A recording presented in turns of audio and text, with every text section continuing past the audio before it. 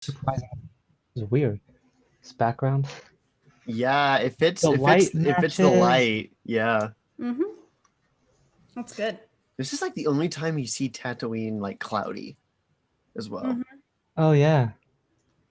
It's usually just stark sun. Is that? I guess I'll talk about it in the episode. But is that the harvest? Is like when it rains? Because they're moisture Oh. farmers. So if there's a harvest, it's when it rains, and so they're like collecting the rainwater. That's Yeah. why it's so important Hmm. to condensers. Yo, that makes sense now, George. Yeah. George, you don't explain these It's things. when We it have to find it out. rains. It only rains once a year, Yeah. and like for a few months straight or something. Maybe like 1 or 2 months. I mean, the harvest, if you go by our calendar, There's like a rainy. It's like winter on Tatooine. It's a rainy season. Well, it's if definitely you're summer harvesting though. crops, it's usually August and September is the harvest. That's it. Yeah, but this Or is September, water, October. not crops. You're harvesting Yeah. just the They're- water. Yeah, Well, but their water is their crop. Yeah, I don't know. they're just harvesting rainwater. Yeah. Uh-huh. I don't know. Hold on. Let's I mean, yeah, I guess that makes sense to like the alternative that they were like pulling moisture out of like the ground or something. This is going to be a long cold open as we figure out exactly what moisture farming entails. Is there a Wikipedia page about moisture farming? There's a Reddit thread. Ew. Boo. Well, it was the first thing on there. Yeah, they don't know anything. Oh, I just barely saw McClunky on your screen. Yeah. Moisture. Moisture farm. It doesn't have a wacky enough font. Yeah. The don't drawing know. of moisture through the dry air harvests excess atmospheric humidity. So they're just like pulling it out of the okay. clouds? Yeah, so like the harvest season would be like there where it's clouds. The clouds don't rain, but the clouds have enough moisture in them that you're essentially sucking the moisture out of the clouds. All aboard! Hey! Huh? Oops! What? Wow! Yeah! Welcome, everybody, to episode 27 of Where Streams Come True. This is a show where we suffer through the entire good and bad of Disney+. I'm your host, Collins, and joining me today are, once again, Cameron and Sarah. Hello, Merry Christmas. We're doing it again on Zoom again, purely for convenience. There is a set now. Happy to be here. I don't have the chance to watch the Wildcast if you want to know what the new set looks like. It's better. But you're not going to see that today. This week, we had the pleasure of watching Star Wars Episode 4, A New Hope, also known as Star Wars, the 1977 film by director George Lucas. The credits are the film information and statistics is pretty easy on this one because it's just like all George. Yeah. I feel like I used to have producer on there, but I deleted it once and I kept forgetting to put it back. Oh no. I think it's because IMDb awesome. doesn't always say who the producer is. Oh, really? I know he didn't do it entirely on his own, although he did it largely without a studio help. Mm-hmm. Yeah. Anyway, young farm boy Luke Skywalker is thrust into a galaxy of adventure when he intercepts a distress call from the captive Princess Leia, or as the guy towards the end of the movie says, Leia. The event launches him on a daring mission to rescue her from the clutches of Darth Vader and the evil Empire. Well, literally, I had to write that down in my notes. It was like, the plans we received from Princess Leia. No, they say that twice, though. I can't remember who else says it, but somebody else calls her Leia, and I'm like, Leia? Hold on. I don't remember where else, but yeah, I just was sure. like... Initial thoughts. I'm sure we've all seen this movie before, but I guess experience first time viewing and revisiting it again. I'll let Cameron go first because Sarah and I's are probably going to be almost identical. Okay. Yeah, I have, of course, seen this movie before. I would hope so. Yeah, the first time I watched it, I loved this movie. and then I watched it maybe 3 or 4 more times. Watching this again, I guess it was mostly just like nostalgia, but like just watching it as like objectively, I think it's just overall just a good movie. Mhm. Yeah. I think it was definitely longer than I remember it. I didn't remember it being Uh-huh. 2 hours long. But I guess for me and Sarah, I'm gonna assume that our first time watching it would have been in the basement of our grandparents' house on VHS on a tiny TV. Mm-hmm. They Which is had the basically original trilogy Yeah. every Thanksgiving and Christmas, which is why this was fun to watch in late December, or I guess we're in mid-December. yeah, those It memories. feels like a Christmas movie for some reason. Yeah, they would even if we were just visiting at their house, our parents would be just talking with them upstairs, and we would just go down and then watch We'd run Star away and watch Wars. Star Wars. Yeah, we run away and watch Star Wars, and I think that's why I love Star Wars. Yeah, I mean, I tracked down a copy, legitimately, of course, of a digital version of the original release Yeah, that we had seen, because there's been so many different versions, and sometimes I watch that. And the so I Disney haven't Plus version seen is the a Disney. different one as Yeah, well. yeah, it's an even more changed. Where's it? There we go. This lovely edition, which is in the prequels. Sebulba does say it, and now it's been said in the Mandalorian It was too. someone said it in the it was Biff Bib Fortuna. Bib Fortuna, Says, yeah. says Wait. McClunky. So you're telling 3 different aliens all said McClunky, even though they all speak It's the different same languages. It's all It's they're all Huttese. it's all Huttese. Hold on, I looked it up. Oh, Hold on. okay. I will get to why this movie matters to me, but first we have to look up McClunky. Yeah. All right. What does this mean, and why do I care? Why can't I open this bottle? Okay. It means this will be the end of you in Huttese. Because So. the only translation we have it of is when Sebulba Okay. says it. Yeah. So Regardless, Sebulba I haven't is, seen this version yeah. very often, and some of the CG, I mean, it's fine, but It's either fine or really bad. the one point where I was like, George, stop, Java.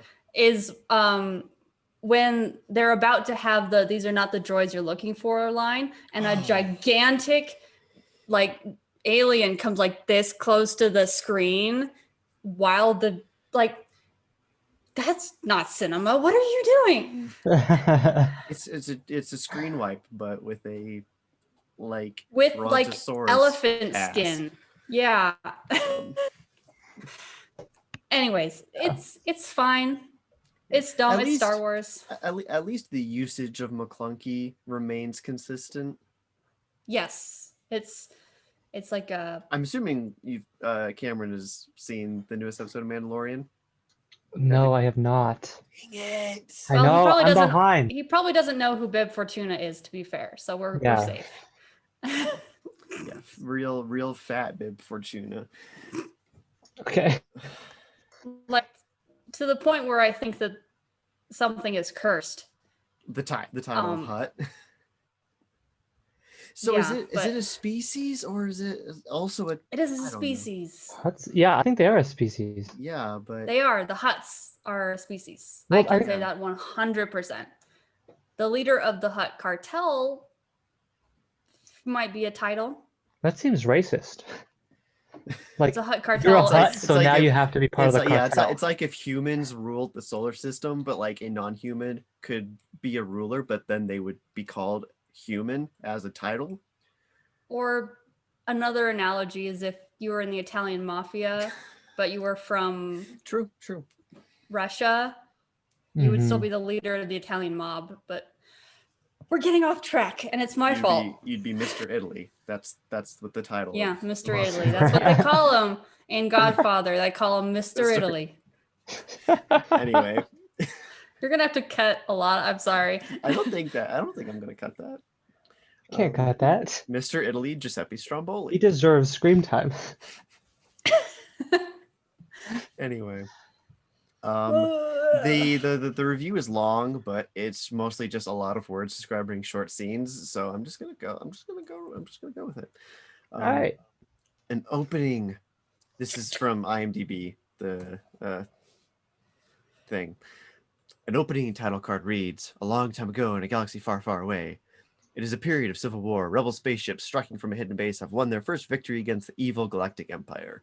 During the battle, Rebel spies managed to steal a secret plan to the Empire's ultimate weapon, the Death Star," which is all one word, but the S is capitalized in this. That's not correct. An armored space station with enough power to destroy an entire planet, pursued by the Empire's sinister agents, Princess Leia, played by Carrie Fisher, races home aboard her starship, custodian of the stolen plans that can save her people and restore freedom to the galaxy. So that's just the opening crawl. Yay. Uneventful. Real weird It's at the time. it kind of just launches you into it. Yeah, exposition by reading is not really a thing at this time in movies. No, Yeah. it harkens back to the 30s and 40s Yeah. where they would have a little Reading. blurb or reading in the movies. And the whole scroll that happens, a That's lot fun. of this stuff, I'm just where did George come up with this? Because nothing had really been done like this. It's a amalgamation of a lot of ideas, Honestly, but it's genius. I think how did this get made? I think the reason is because to a certain extent, George had, this is going to sound bad, but George had no idea what he was doing. And in That certain is true. cases, that allowed him to break the norms. Mhm. And there was enough people that knew what they were doing to avoid really dumb mistakes, even though there were dumb mistakes in pretty much every movie. Mhm. Lesser to a certain extent in the original trilogy. But he wasn't a traditional filmmaker, so anyway, continuing onward. Following the opening crawl, the frame moves down in the starfield and we see a pitched battle between two starships in orbit around the desert planet of Tatooine. A small rebel blockade runner, the Tantive 4, is being pursued by a mammoth Imperial Star Destroyer, the Devastator. Inside, the protocol droid C-3PO, played by Anthony Daniels, and utility droid R2-D2, played by Kenny Baker, are tossed about as their ship endures a barrage of laser bolts, and 3PO concludes that escaping capture will be impossible. The rebel ship is also heavily damaged, that its main power reactor must be shut down. It is caught in the Imperial destroyer's tractor beam, pulled into the hold of the larger ship, and boarded by stormtroopers from the Empire's 501st Legion. So I'm guessing this recap is going to be inserting a lot of lore, which is So fun. the 501st? Seems like it. Yeah, guess it I is didn't the I thought know they were that. clones. They were yes, and then they weren't. I don't think at this point. I think they've phased out the Yeah, clones by they have. A New Hope. It's just Okay, it's the I same don't it's the understand. same title of the Sorry. Legion, but different people. Oh, okay. Oh, you're talking about the 501st. Yeah, it does I mean, maybe change they are hands. still clones. Who knows? I'm sure I someone does. Would be surprised, but I don't you think never they are. know. I I don't mean, the think they are. 501st in reference If they to were, the then- cosplay community is specifically stormtroopers.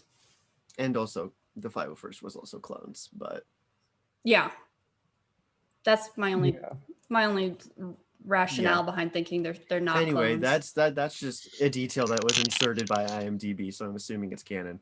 Thanks, IMDb. I guess it's I whatever mean- stormtroopers are with Darth Vader are always the 501st. Yeah. Which coincidentally were also the clones that were around Anakin, but no one ever makes that connection. Yeah. Okay. Sure. I don't think they're ever named though. That's the thing. They're only in the Clone Wars TV show. Mhm. Yeah.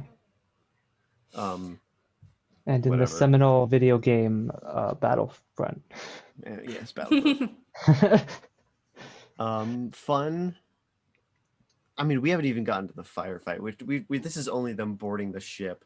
Oh, okay. All my notes are on the firefight. So you want to just skip to that? Yeah. I do Yeah, want to that's just as a kid, I was always fascinated with the what I consider to be the cool looking silver protocol droid that's behind R2 and 3PO. Oh, that yeah. we see in one shot and then never see again. Mm-hmm. That's not the one that we see in other areas like the the sand crawler that speaks Huttese. You're not talking about that. I don't know what you're referring to. When R2 and 3PO are walking down the hallway of the Tantive I gotta 4, look this up. there's a silver protocol droid right there, and like he's walking like this, and he looks back at him, and then keeps going. That is literally a search on Google. Is silver protocol droid A New Hope? It's literally just silver, and it looks like C-3PO. What are you talking about? Yeah, we're just talking about it's how silver. it's Silver's a cool fascinating. color. Yeah. I wanted. That's to know why it more. didn't make an impression on me, because it's not interesting. Is there? I mean, Oh. maybe it's interesting enough for there to be a story in. It's U-3PO, in case you want to know. U-3PO. Yes. Wow. The different color apparently deserves a different designate. Hold on.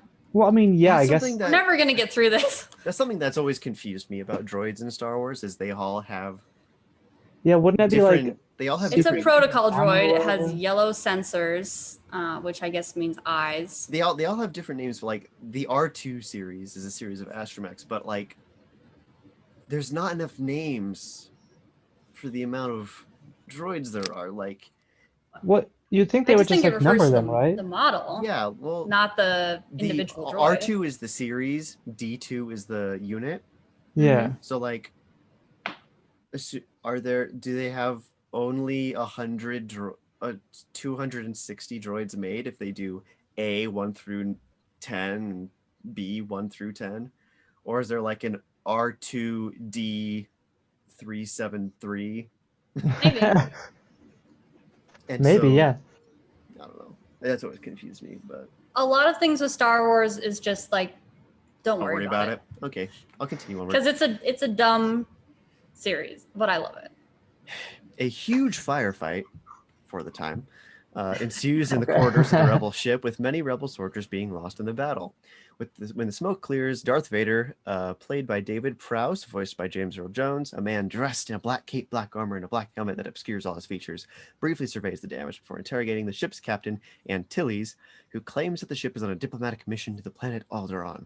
Vader perceives that he is lying, noting that a concert ship would have an ambassador on board.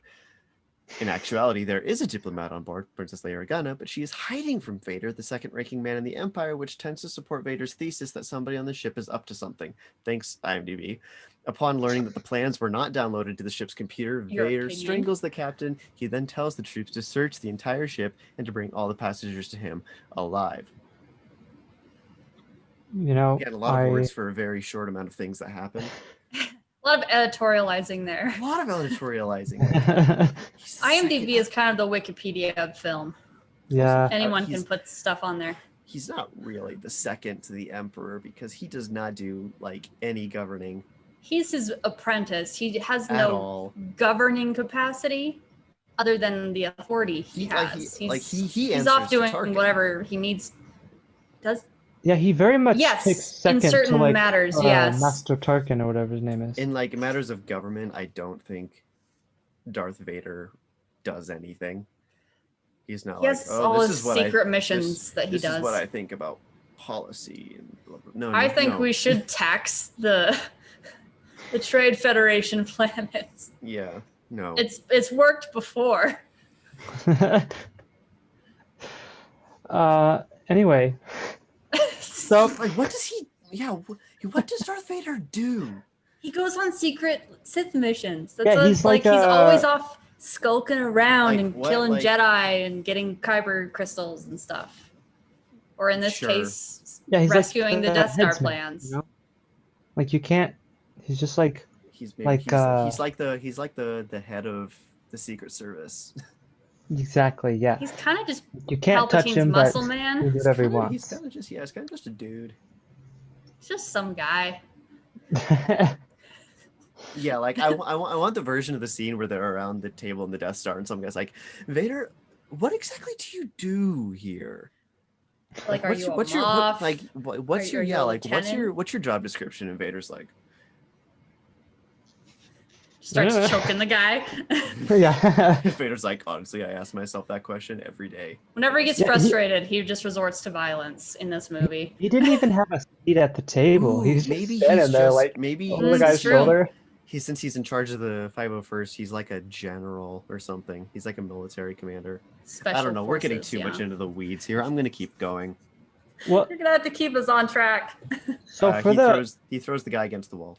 the He army does. thing, Captain for the battle, Antilles. the big battle or whatever, Mhm. I never noticed before, but their laser pistols have a muzzle flash, and I was like, what? Hmm. Yeah, it was really weird. Like little purple muzzle flash when they shoot their laser. I'm sure they used a lot of well, obviously they had to use a lot of practical effects. Little flash. The discussion Flashbang. of how exactly blasters work is very debated. Yeah. No, don't worry about it. Don't worry about it. Well, Like I'm there's sure that like there's that one the Battlefront 2 trailer where it showed like a crystal The inside. crystal lighting up. Yeah, the I crystal don't think lighting that's up the inside of it. Battlefront. It was Battlefront 2. I think that's a fan movie. No, I that was watched that Battlefront. recently. It was a trailer for Battlefront Was it? 2. Yeah, and it showed like a Ah. crystal inside of the blaster, and then people were like, "That's not how blasters work." And Battlefront 2 is like, "No, we just thought it would look cool." Yeah. thanks They look EA. cool in Star Wars. At least I think it was Battlefront 2. If I'm wrong, tell me. Sounds like something EA would do. Yeah. C-3PO and R2-D2 manage to escape damage from the firefight. R2-D2 meets up with Princess Leia, who loads him with the stolen plans and records a holographic message for the small droid to take to the planet's surface. R2-D2 and C-3PO get away from the ship, aboard an escape pod, and go to the planet below. Imperial troops choose not to destroy the pod as their scans detect no living organisms on board and presumes it ejected due to a malfunction. Might as well just give me the script, IMDb. Every detail, my goodness. Moments later, the princess is stunned by Imperial troops and taken to Vader. He tells her that the rebels have stolen some secret Imperial plans and transmitted them to her ship. She feigns ignorance and protests to Vader that she is a member of the Imperial Senate on a diplomatic mission to the planet Alderaan, but Vader doesn't believe her and orders her taken away. Vader's adjutant aide, Commander Jeter, What? played by Al Lampert, don't worry about it, insists that holding her captive is dangerous. News Secretary. of her captivity would generate sympathy for the rebellion against the Empire. Vader instructs Jur to deceive the Senate and Jur. permanently erase any trace of Leia's whereabouts by faking her accidental death. Upon being notified by another officer that an empty escape pod was jettisoned during the firefight, he concludes that the princess hid the stolen plans on the pod. I do not remember him telling the guy to fake her death. But I don't think that happened. It's a real quick line where he says,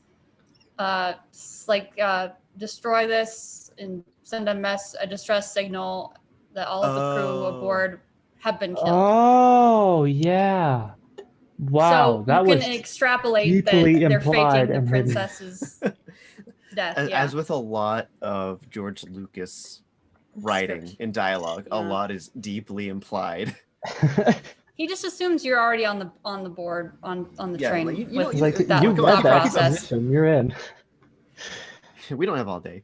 I thought it was strange that like an escape pod jettisons with no life forms, and they don't just take a pot shot at it. Like, why are you I would out of boredom. letting an escape pod get away? There's- Like, it could be a malfunction, but don't you think it's a little convenient?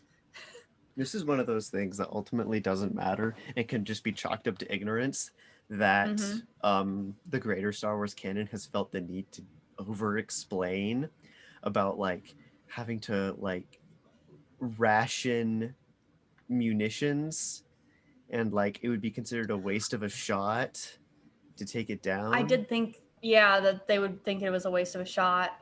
But then again, like, lasers shouldn't have a finite supply They do have a finite supply because they're made of light.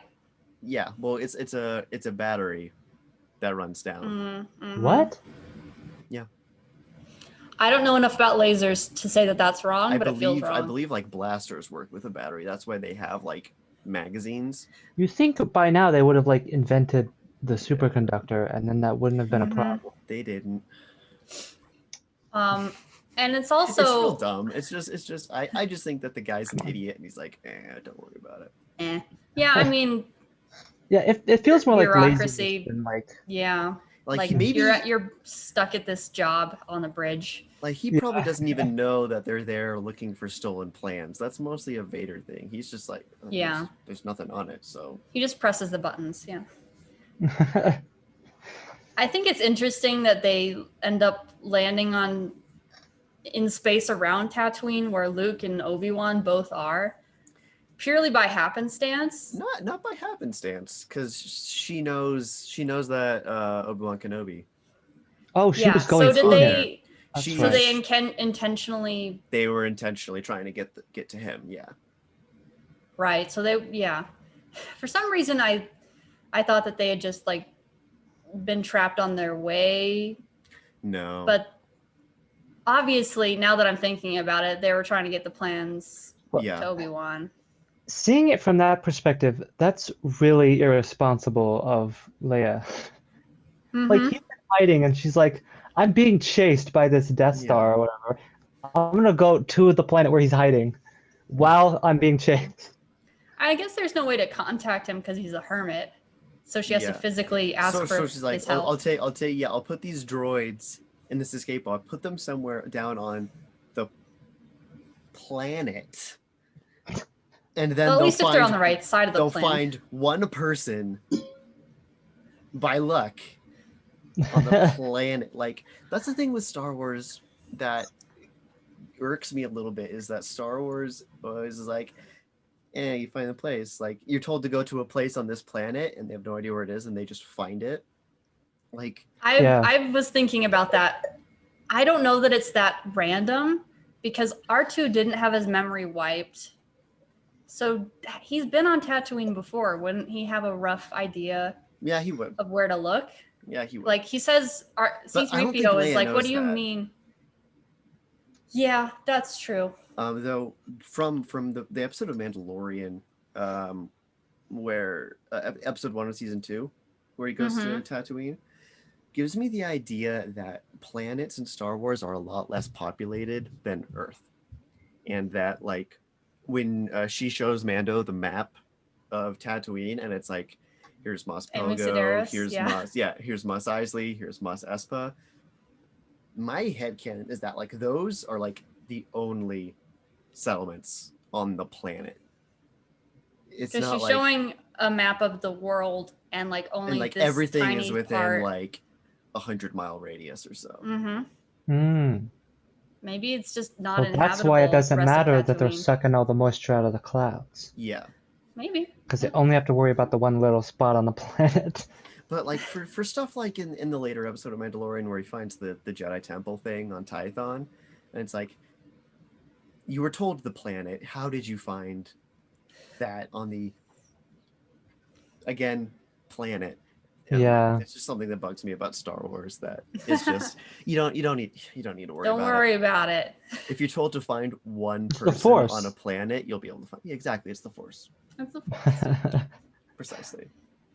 R2-D2 used the Force to find Like Luke. I want Luke used the I want Force to find like Obi. an episode of a show that's like the horror story of landing, like crash landing on the side of a planet where there's nobody. It's Yeah. like an 8-week journey on foot to the next place. Like, Yeah, there's So one impossibly far episode away. of Clone Wars that's kind of like that, where it's like a little like this tall person and a bunch of droids. I don't know. Anyway, Okay. let's go. anyway, C-3PO and R2-D2 land on the desert planet. R2-D2 mentions a mission to deliver some plans, but C-3PO is more concerned with staying in one piece long enough to find civilization. The two split up, and both are eventually captured by a group of diminutive scavengers called Jawas. The Jawas are junk traders, and R2-D2 and C-3PO are their newest assets. Meanwhile, a unit of Imperial sand troopers find the crash pod and discover droid parts and tracks leading away from the crash site. Yes. There's Crash So one- they split up. There's that part where the stormtrooper pops up behind the other stormtrooper and goes, Look, droids! I was just about to say that. Like the dumbest thing. Like they can see the footprints, but he holds up like a little washer ring and he's like, "Ha ha! Yeah. Figured it out. Call me Sherlock Holmes, because I found a washer ring." Yeah. It feels like one of those things like he probably figured it out like 10 minutes after they did. Like we'll get into this later about the like inherent ineptitude of stormtroopers across all Star Wars media. Hmm. And my headcanon for that is that when the Empire started, they just wanted like a bunch of stormtroopers. They just needed bodies. They just needed bodies. So like they gave them like basic training or whatever, gave them a blaster, and like if there's enough of them, then the intimidation alone will be enough to get done what needs to get done. But really, it's just like this is like Steve from Naboo or whatever, and it's like he didn't graduate high school, but he enlisted into the military, and they're like, okay, here's some armor that won't protect you and a blaster that works. You're a stormtrooper now. It's all about fear Right. because the armor, It one is. blaster shot and they're dead. Yeah. Like it's all about having the sameness and just the sheer size and numbers. Yeah. Mhm. You make that many sets of armor, the quality is going to go down. It's quantity, not quality. Yeah. Yeah. And like you see, like especially like in like Mandalorian, like a solid thwack to the head with something heavy, and it shatters. Yeah. At least Yeah. the practical outfits are made out of like a hard plastic. Yeah. I doubt it's much better in Star Wars. Yeah. Not really. Like, here's some plastic. Don't get shot. Whatever. Yeah. It's like, oh, but I mean, it sir, would the protect armor. you from the environment. Yeah, like, but Mhm. sir, the armor does not protect against a direct hit, and they're like, then don't get hit, dummy. Come on. Just counting on one of them to get that lucky blaster shot to take out the rebel. Hmm. Who don't wear any armor except those weird helmets that I always thought were dumb as a kid, Oh yeah. like the Egg teardrop helmets. Mm-hmm. It's for the so rain. Only goofy. for the rain. Anyway, yeah, Jawas. Jawas. Oh, Teeny. Yep, we get Utini. I love Jawas It's just like so higher, much. like, They were either that or They were children. I mostly think there's children oh, children. Oh. or Yeah. adults. Because the reason for the robes partially was they would have adults like on their knees, Oh. and so their legs would be sticking out behind them. Although there's one point, is it in this movie? I think it is in this movie when they're in Mos Eisley and there is a Jawa the height of a human. When they're doing What? the droid lineup, there are two who Yes, are it's the adult droid lineup. height. That there are two that are just human height that Mhm. we're supposed to forget about. I was looking at like Okay, I gotta look this up. they changed that, didn't they? Maybe they're those memes of like it's been day 38 and they have not noticed me. They've accepted me as one of their own. Like these are just humans or sand people that have just decided to become Jawas. Yeah, found it.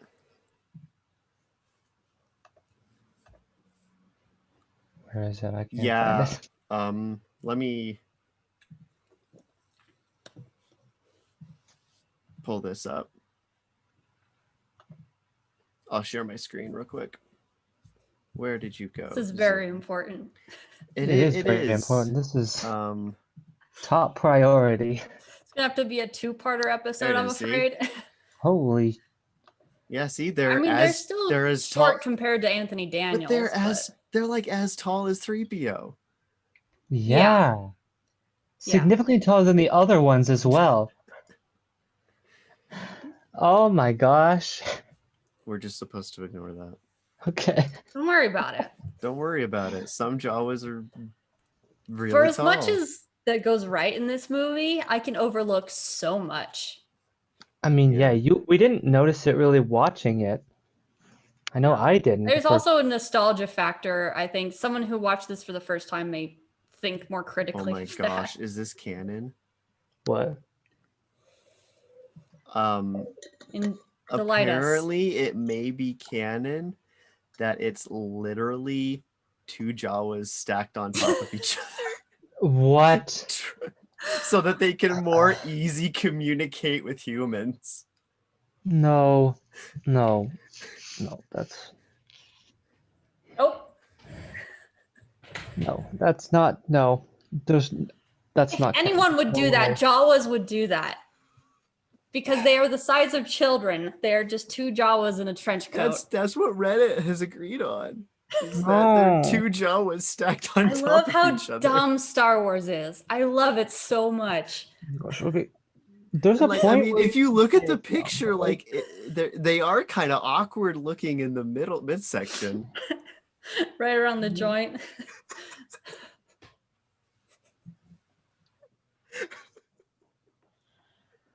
Oh, George. Or maybe it's 3 Jawas. Do you think that they got a meeting together and like, we're not being taken seriously. We need to look eye to eye with these tall people. Bobby, get on my shoulders. Like they drew straws who would have to be on her my shoulders. gosh. Oh, that's so good. Anyway, we're not even there yet in the plot. Oh man. I wonder if it's in Wikipedia tall Jawa. Oh my Oh, gosh. Joe. Let's get to McClunky. Okay. This is a 2-hour movie. The Jawas travel to the Great Chott Salt Flat settlement to sell droids and equipment to local homesteaders, eventually arriving at the homestead of Owen Lars, played by Phil Brown, a moisture farmer. The farmer purchases C-3PO for his translation skills as he is fluent in 6 million forms of communication, but initially decides to buy a cheaper utility droid R5D4, which breaks down almost immediately after purchase, eager to deflect accusations of selling stolen merchandise. The Jawas offer R2 as a replacement. Owen accepts and tells his young 18-year-old nephew, Luke Skywalker, played by Mark Hamill. His age. I didn't know he was 18. I thought he was like younger. To clean them up and put them to work, Luke has plans to meet some friends in the nearby town of Anchorhead, but his plans are put aside for work. Power converters. Yep. During the cleanup, I guess there's more towns than just the 3. Luke stumbles across a short clip of the message stored in R2 by Princess Leia. The message is for someone named Obi-Wan Kenobi and is a desperate plea for help. R2 insists that the message is simply a malfunction, old data, but Luke insists on hearing the complete message, intrigued by Leia's beauty, which R2 then states that if Luke removes his restraining bolt, he might be able to play the rest of the message. Luke removes the bolt, but R2 doesn't play the message and claims to not know what Luke is talking about. Luke is called away for dinner, forgetting to replace the bolt, which will keep R2 within the boundaries of the moisture farm, and asks C-3PO to finish cleaning R2. I don't know if he forgot to replace the bolt. I think he just didn't. I think that's their excuse because he just doesn't. He just doesn't. Yeah. I guess he assumes an R2 unit can't escape. In my notes, I have written down that Luke, when he's sarcastically telling C-3PO how he could help, he says, "Teleport me off this rock," which to my knowledge is the only instance of the term teleport in Star Wars. Not a thing. Yeah. They So, haven't like- cracked it. That's weird. Teleportation on Wikipedia. Okay, apparently, okay, that's not what I meant. Apparently it's a force power. Nope. Okay, well, Well, that's a whole other can of worms. we're not getting into that. How about a teleporter? Okay. Okay, yep, there is no canon instance of teleporting. Aside from like the Night Sisters. Yeah, we're not going to Again, get another can of worms. Another canon instance. Again, like when Owen says that, like, you know, there will be hell to pay, and there's a few instances of like damn and hell being used in Star Wars, but there's never really an explanation for what hell is in Star Wars. Oh, yeah. I mean, it could be like saying McClunky. Like it could be just. It's just a swear. It doesn't refer to a Yeah, place. it doesn't. Yeah, that's. Yeah. According to my the wiki, it guess. refers to just an unpleasant afterlife. But again, like, name a religion besides Jedi and Sith. Yeah. Yeah. I mean, if you want to Well, think Even the those about Night don't really, Sisters. even those don't really have an afterlife, like like a deity.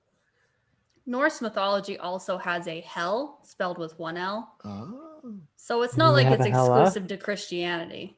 no.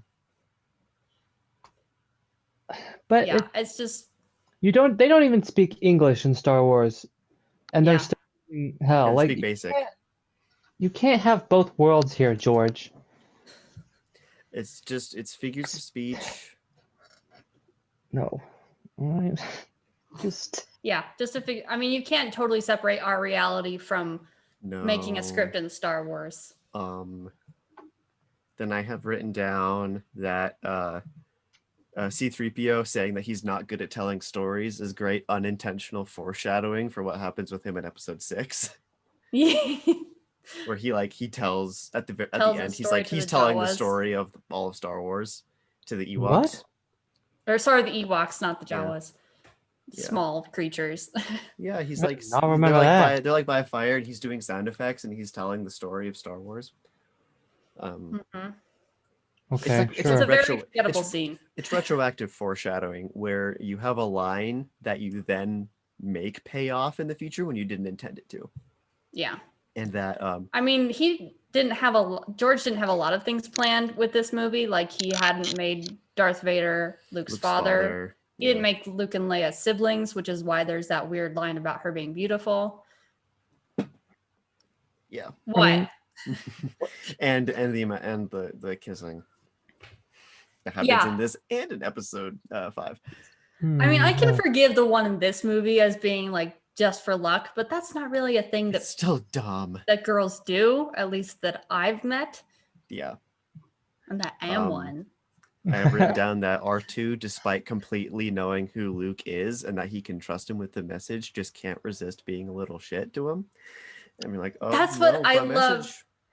Yeah. Such He's like, pain R2 just in the ass. cannot resist just messing with Luke. Mhm. He's sassy. He always has been. I mean, And I love- C-3PO says a line like that. Like he's a little eccentric. I love when he's talking to Owen. Oh yeah, this is a little later, but in the recap, but he says like, "You think that droid might be stolen?" He's like, "Oh, what gives you that idea?" And I'm like, "Because everything the Jawas sell is." Yeah, I mean they're junkers, and there's probably Typically some they find. sell found items in the desert, but like, I mean, it's to be same- fair, there was no owner around when they found C-3PO and R2. Like it's not they're illegal droids.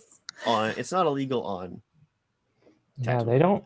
There's no laws on Tatooine. No, I mean it's like government-wise. if you find a cat that Wild someone West. had left on vacation from On another their porch. country. Like the owner is Captain Antilles, who just died on the Taunton 4 Tantu. in space. Tantive in space. Yeah. Like they don't have an owner at that point, Mhm. so Yeah. technically not stolen. Technically. Yeah. Anyway, I didn't know Luke had friends. They were like talking about him going off with Wouldn't his friends, think- and I was like, "What?" Didn't he like I mean- and when he mentions them going to the academy and stuff. Yeah, Baru Mhm. says later on that like all of his friends have already gone. Like they've gone to college, they have lives and stuff. So like who is he gonna meet at Tashi Station? Like Yeah. Well, here's me and all my friends. They're not in the photo. Mhm. he's got his imaginary friends. Probably just the other Trying to find new burnouts that friends. can't get off Tatooine. Mm-hmm. Yeah. Jeez, that Just gonna go- stinks. Shoot some womp rats, and they're his friends. The ones that he can't shoot. The sort of like Luke Skywalker. the existential nightmare that Star Wars presents of like it's the sort of like, small town feeling where you want to get into the city, but like you like are on a planet and leaving the planet is Planet, small extremely town. difficult. It's extremely difficult because you have to get on a spaceship. Yeah, And, Mhm. oh, that ugh. that it's is like- a terrifying It's prospect. it's like somewhat claustrophobic feeling of Well, I guess it would be imagining, like like you're stuck on a desert planet and like there's so many other better planets out there. I guess it would be assuming there's like parts of Earth that are like taking a like that. plane ride, though, right? Yeah, there's probably Yeah. most certainly parts of Earth that would make you feel like that. That Mhm. I physically mean, traveling away is Star feat. Tours is a thing where you pay like the equivalent of a bus fare and or maybe like a cross country road trip. I've always fair, assumed that and- Star Tours was incredibly expensive. I could see that. Like one of those Europe trips on a boat, like that level. So like if it takes Maybe. 2,000 credits to disappear on the Millennium Falcon, to get off normally probably costs like an eighth of that.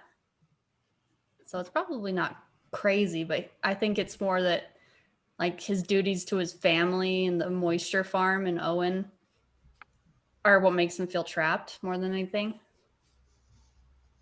It doesn't say in the wiki how I expensive don't Star know. Tours I is. mean, there's a pretty like It's barely canon. It's No. barely canon. like knowing how much it actually costs to get off is kind of like it's weird because Han doesn't really give them a real answer because he like wanted 5,000 originally, but that's only because he owed 5,000 to Hut. It's not because that's really going to be worth his time. Yeah, So it was more Yeah, like a and he's scam than smuggling anything. them off world, true.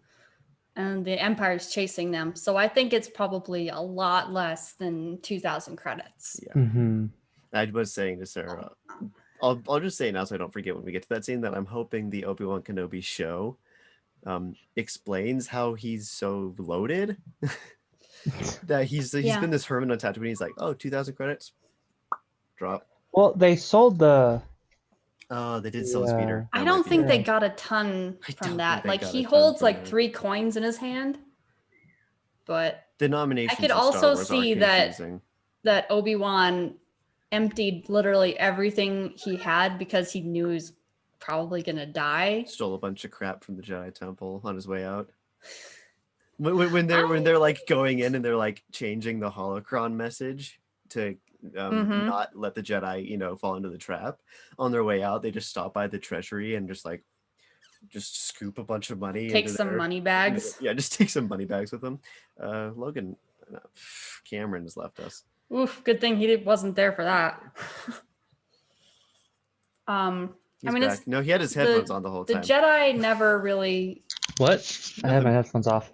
Oh, as far as I could tell, the Jedi never really had any money of their own. They were kind of like given maybe a little money to live on. I always assumed that they were super rich. Yeah, I always assumed at least some of them had a lot of money. Yeah. Like Obi-Wan definitely didn't pass me as somebody who was like poor in any way. I mean, his boots in the Oh, prequels. yeah. They Chanel remind boots. me. They remind me of Luke's Chanel boots. Yeah. Yeah. Oh yeah. Luke. I mean, Luke literally had Chanel boots. Anyway, during dinner, Luke tells his aunt and uncle that the droids may belong to someone called Obi-Wan Kenobi. The news greatly disturbs Uncle Owen, but he won't say why. Luke asks if Obi-Wan is possibly related to a hermit named Ben Kenobi who lives several miles away in the Dune Sea area, a vast terrain of sandy and rocky canyons. Owen claims that Ben is just a crazy old man and that Obi-Wan is dead. Owen makes a comment which seems to indicate that Obi-Wan Kenobi knew Luke's long-deceased father, Anakin, but when Luke presses Owen for details, his uncle quickly changes the subject and instructs Luke to erase the droid's memories for the next morning. Luke, who hopes to leave home for training at the nearby Imperial Military Academy to become a space pilot, leaves the room angrily to return to cleaning the droids. Luke's Aunt Beru, played by Shelley Fraser, tells Owen that Luke is too much like his father to remain with them, but Owen holds out hope that Luke's desire for adventure will subside and expresses a fear that Luke is too much like his father, suggesting that Owen may know something of Anakin's terrible past. IMDb, we know. Of course he does. That's not subtext. I looked it up. It's Sheila. Sheila? Oh, it's like an What? Irish spelling. It's an Irish spelling of Sheila or Sheila. You can say Shelag, but it's Sheila. Okay, cool. Shelag. Sheila and then Fraser. Fraser. I love the conjecture that IMDb is going like, yeah. Even though in this Hint, guys. I love Beru's, in the like- making of this movie, his dad was not a bad person. Right, yeah. I love the look that Beru gives Owen when the topic of Obi-Wan and Anakin comes up. Like, She's like, are you gonna say anything? We both know. Are we gonna like? Obviously, they already like come to a compromise, and she probably wants to tell him, but won't. And I'm just like, Beru, just say it. Luke has been lied to everybody in his life to this point. And I don't know. Like I don't I know see how- Owen's.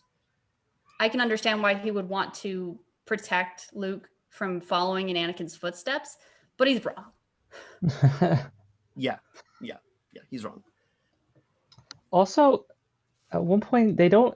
So when he's talking about this, he doesn't like exactly call him an old man. The quote is like, that wizard's just an old man. And I was like, wizard? Hold on. Wizard Yeah, Hold on, Jedi are George. space wizards. The only other one of the only other times that the word wizard comes up is in episode 1, where it's used as an exclamation, like awesome. Where one of the kids is like, That was little totally slave wizard, kid. Annie. Oh, yeah. So if I that's think the they meaning, then he's also- like, That's a thing little British so the kids say. translation would be like, oh, he's just that totally rad old man. Well, I'm pretty sure they He's super call cool. Obi-Wan like a sorcerer at one point. They Mhm. they call Darth Vader a sorcerer. Yeah, okay, yeah. Which Yeah, is like, hold on. like the Jedi are seen as like these mystical, And in Mandalorian, they're People- called sorcerers as well. Oh, Yeah. really? a race Yeah. of ancient sorcerers. Like, so they see the Force and like all this stuff as being mystical and secretive. And Interesting. then, like, in the Night Sisters are called witches. So we've got witches and wizards And and they- that would sorcerers. They Makes use sense, yeah. magic. The Night Yeah, Sisters. they don't use the Force. They use magic, and even other Jedi call it magic. So Which doesn't make any sense to me at all. because it's green, Green flame. green flame. Sure. Anyway, Okay. after dinner, Luke discovers that R2-D2 has escaped to find Obi-Wan Kenobi. Luke tells 3PO that it's too late to look for R2 because of the dangerous sand people, also called Tusken Raiders, in the area, and that he will set out first thing in the morning to go look for him. Hopefully before Owen discovers that due to Luke's negligence, his newest investment has disappeared. Thanks, IMDb. Yes, we can extrapolate that too. Yeah. Like, I'm gonna don't keep miss going. anything of the subtext at The all. following morning, Luke and 3PO set out in Luke's land speeder to Any find R2. subtlety. They locate him on the scanner and catch up with him. As soon as they find him, R2 informs them that his own scanner is picking up several creatures closing in on them. Luke fears the sand people have found them and confirms it using his set of minoculars. One ambushes them, hitting Yeah. Luke over the head and knocking One him lens. unconscious. Oh my gosh, that's so stupid. C-3PO goes tumbling down the side of a sand dune, which is hilarious. R2 runs and hides. Now, that's not totally accurate. No, it's not. So when they find out that the Tusken Raiders are coming, Luke's like, "Oh, really? Let's go check it out." And then they like go up the hill, and he's like, "Hey, look, they really are there." And then he gets knocked out. Mhm. Yeah, don't he like- sees the banthas. Yeah, it's a tactic that they do a couple times in The Mandalorian where they will just use the bantha as a distraction while like a couple others are just like right there. Yeah. which I Yeah, don't know how you people have the know it person works. like see the threat and like focus on that so you can sneak up behind them. Yeah. Distraction. Yeah. Also, can we talk about Luke deciding, like Luke, the pilot Luke deciding to have C-3PO drive? Like when Oh, they're yeah, when that they're was so chasing good. after, every time I watch this movie, I'm like, when he's like, step on it, 3PO, I'm like, why is C-3PO driving? This is like C-3PO a is a grandpa literal and old- yeah, also he's a old. cop and also like your etiquette teacher. There's that one part where where R2 calls him calls him like a mad old philosopher or something. I mean, he's literally a protocol droid. He is like an etiquette Manners and stuff. Yeah. person. Yeah. So he's not going to speed. Like, Luke, I thought you were trying not to get in trouble. Why are you not driving? Yeah. Yeah. And he's not allowed to impersonate a deity or speak Sith. Those are the two rules. Those are the two rules. Anakin, little slave Anakin, was like, I'm giving you two Oh rules. yeah, that was so stupid. But like, unlike most fans, I feel like both are equally Ugh. stupid, so it's fine. I mean, this is like a 9-year-old I know. building I a robot. I like, try not to talk about the sequels because I know it's divisive. But when people were whining about him not being allowed to speak Sith, while he was also not allowed to pretend to be a god in Episode 6, I'm like, it's the same it's the thing. a 9-year-old built him. And Like, yeah, what do you also, expect? It's not he wasn't programmed not to. It's like illegal. Yeah, So- he used parts to make It's like a protocol brain, so he didn't have to it's fill like how in every it's like how language. every TV is required to have a V chip installed. That's probably what it was. Yeah, he every probably That droid makes has these stuff in sense. them. Mm-hmm. There you go, fans. There must be Yeah, some fans, precedent for think through droids this stuff. for droids pretending to be gods that had to be added Had to to the be- chip. Like we've had enough protocol droids going on What to if- undiscovered planets. We gotta stop this. Yeah, maybe Babu Freak also turned off his inhibition to pretend to be a deity, and that becomes like a real problem after episode 9. That he's constantly like, 3PO. what if I pretend to be a god? And like 3PO, why is this a thing now? Anyway, after stealing some parts off Luke's speeder, the Sand People are frightened away by the sound of a vicious beast. Pretty weird noise. You could have editorial. This is the one time you didn't editorialize. It's the sound of a great dragon. Thanks, IMDb. Oh, is it? I was is, wondering yeah. because it's like this crazy noise he makes. Yeah, and for the Krayt Dragon in Mandalorian, they actually sampled, or at least it sounds like they sampled this. The Sand That's People are so frightened You just, away. like- The sound comes from a mysterious hooded figure. The figure checks on Luke, and who takes his hood off to reveal his features. He is an old bearded man who gently touches Luke's forehead. Luke quickly comes to and recognizes the man as Ben Kenobi, played by Alec Guinness, who did not want to be there. Luke tells the man that his droid claims to belong to an Obi-Wan Kenobi. This knowledge startles the old man, who reveals, with a look of ancient mystery on his face, he is Obi-Wan Kenobi, but that he hasn't gone by that name in many years. After rescuing C-3PO, they go to Obi-Wan's home to discuss the matter. I can just imagine Obi-Wan just turning up the volume on his tape deck and then just hitting it and going, "Rrrr." Yeah, With a I don't look know of how he ancient makes. mystery on his face. I mean, it's sort I of think that. PTSD would more be the word I would use for it. Yeah. Want to say Alec Guinness inserts a lot of that probably wasn't in the script, especially when he's talking about Anakin and stuff. Like when he hears Obi-Wan said out loud, he just instantly goes like, Yeah. How dare you say his that tone name? changes. starts having really bad flashbacks. Mm-hmm. Yeah, if you watch that, imagining that that's what he was going for, it There's been makes it a lot more there's been some interesting great of a fan character. edits of scenes from episodes 1, 2, and 3 in there of what he's thinking about. Poor old man. C-3PO being buried in sand is funny, especially since he just had an oil bath. I know, Yeah. and he's so dramatic. He's like, "No, go on without me. I've been mildly inconvenienced." I mean, does he lose his arm? He has a lot of exposed wiring, but I don't think he actually loses his arm at that point. He loses his arm. He loses everything in episode 5. He does. But it's kind of off screen, but yeah, he looks back to normal when he's in Ben's home. So I fix him up. Get all that dust and stuff out of him. he does have a ridiculous sense of duty to his new master. He's immediately he's a sucker. "I'll give my life for you." Yeah. Please don't deactivate me. Yeah, the self-preservation is another interesting thing with C-3PO. Yeah, imagine living in fear that your memory can just be erased if you mouth off to your boss. Yeah. They can just be like, okay, and you don't remember anything. Yeah, you lose a lot of your personality, maybe.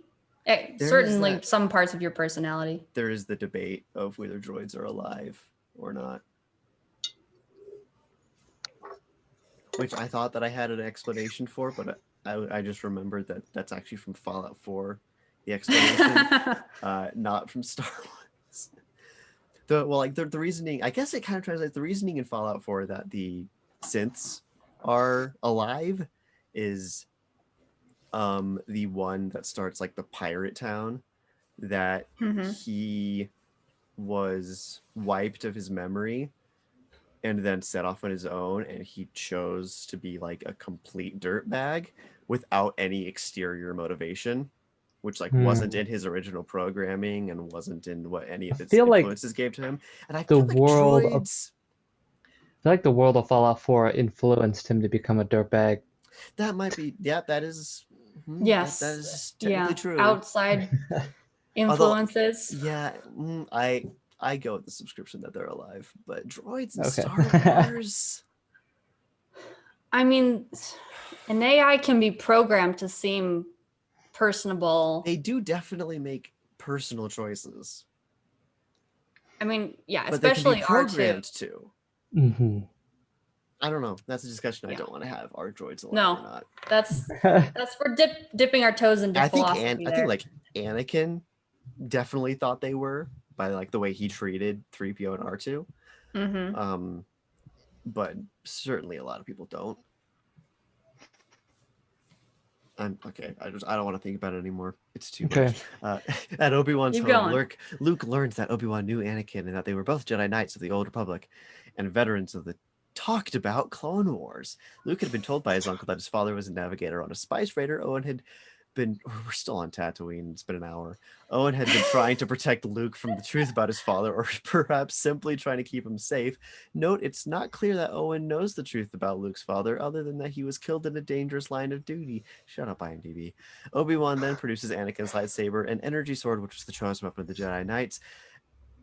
He seems to have kept it safe for some time. He gives the weapon to Luke, saying that Anakin wanted him to have it when he was old enough, but Owen would have had none of it. Obi-Wan explains that a Jedi receives his power from the Force, an energy field. Skipping forward, but there is a dark side of the Force, blah, blah, blah. Young Jedi named Darth Vader, who was once a pupil of Obi-Wan, seduced by the dark side, betrayed and murdered Anakin, became the Dark Lord of the Sith, feared enforcer of the Emperor. In this capacity, he proceeded to hunt down his former comrades in the Jedi Order. That is all but now extinct. I have a note that Oh yeah. after Obi-Wan finishes telling Luke all of this BS, essentially, Mm-hmm. R2 like makes a bunch of loud rapid fire beeps, which then like directs him to like, oh, let's take a look at this message. My headcanon is that he finishes talking and R2's like, that is not what happened and you know it. He's like cussing him out. He's like cussing him Like- out exactly. Because like he finishes like, oh yes, that is what happened. And R2's like, Like, don't shelter him from the truth, it's Obi-Wan. like we both were there, and that is you are full of it. He's like, oh, let's see what this message is about. And he just changes the subject. Yeah. Yeah. I checked. And We're they, about 34 minutes into the movie. Oh. So this pattern up, it will only take us. Shut up. Okay, let's not waste 4 time hours. figuring out how much time it's going to take to get through this, okay? I will, Please. I will cancel plans for the evening, and we will be here all night. Let me see it 4 hours though. We've No had problem. like we've Oh, gone okay. like I'm a close to guest. we've gone close to 3 hours on a podcast before. It's fine. Really? Yeah. Any when did we thoughts for do this that? section? Don't worry about Oh, no. it. Head empty. I mean, It's uneventful. he tries to say it. I mean, obviously, It's this is in George. in was all going to go with this reality, plan, but- this was the truth. Mm-hmm. Yeah, at that point. And then later he had to writing. come up with why it was a creative lie, which is what it is. Yeah. Yeah. It works. A lot of good subtle acting by Alec Guinness again. Yeah, I mean, he's before this he was, and after he's known for like Shakespearean, like really, I mean, after he was known for this and Mm. only this. Let's be yeah, real. which annoyed him, Because like a classically trained actor. he was smart for two reasons. One, he thought that this was incredibly stupid of a movie, and two, he knew that everyone else would love it. So he like negotiated for like 1% of all profits or something. Yeah, Ooh. instead of like a salary, he just did. Yeah, so he He was was like set. 1% of everything. Set. for And they, life. I mean, the choice for Alec Guinness was probably worth that because he does such a good job. Yeah, he Mhm. does. He does a great job. Yeah. Let's go. Let's keep going. Let's go. Obi-Wan cannot hope to undertake such a mission alone due to his advanced age. His advanced age of being like in his 50s. 50s, yeah. I'm trying to think how old Obi-Wan was. Probably in his 30s. No, Yeah. Anakin dies when he's 42 or 43. What? Yeah, when he's Oh, in episode 6. Oh, okay. In I was episode 6, Darth Vader is in his early 40s. So Alec Guinness. Well, So probably then so in Obi-Wan his can't. 60s. Yeah, he'd be in his 60s. Because he was at least like 20 Yeah. when he met Anakin. Yeah, and then he aged really poorly. So he tells Luke that he should learn the ways of the Force and accompany him to Alderaan. Luke is adamant that he can't go and that he must stay on Tatooine and help his uncle. Obi-Wan counters that the rebellion needs Luke's help and that the young woman mentioned in the message needs Luke's help. Yeah, he did. Okay. Though she has not mentioned any personal request for help. They decide. Yeah, she does. Shut up, IMDb. She literally says, "You are my I only need your help in the rebellion. Yeah, they decide You to go served to my the father. city of Anchorhead so that Obi-Wan can book a transport to Mos Eisley spaceport. no. I think they skipped just that go in the straight- No, movie. Luke said he would take him as far as Anchorhead Anchorhead. when he didn't want to go, and then he wanted to go, and then they went all the way to Mos Eisley. Right. This is the part of the show where we critique IMDb synopsis, and I for one am keeping it because it's fun. Sure, yeah. Yeah. And sometimes there's User spelling. 81297 should have done their job. Yeah. The worst part is if it doesn't say the username, then it was done like by IMDb. Anyway. Yeah. Well, they're just doing their best. Yeah, they go there. Wretched Hive of Scum and Villainy, blah, blah, blah, blah. You're skipping Cameron's background. Oh, yeah, that happens. It's really sad, but it's also very convenient for the plot that Luke has It is. no qualms to leave now. Yeah, he's like, oh, I have nothing left. Let's I go, already join didn't have rebellion. any friends. George Lucas is looking at the hero's journey outline and it's like, rejects the call to action, accepts it. How can we make Let's this as kill short as his possible? hang-ups. Let's take a Yeah. flamethrower to his hang-ups. Like seeing Owen and Brew in the prequels made me really love them. Even like Owen is a bit of a pain in the butt in this movie, and they just get killed so brutally and quickly. Like their skeletons, it zooms in, which as a kid was just one of the two fun sights in this movie. I don't the other being the remember arm. that as a kid. I feel like I just didn't notice the skeletons as a kid. I was like looking like to the left at There's the a lot building. There's a lot of like ash and stuff. There's a lot of visual unless you're stimulus looking in this for it, scene. yeah. It definitely wasn't until I was like an adult that I was That's like, probably for the best "Oh, because you you can see might the not have body." liked Star Wars.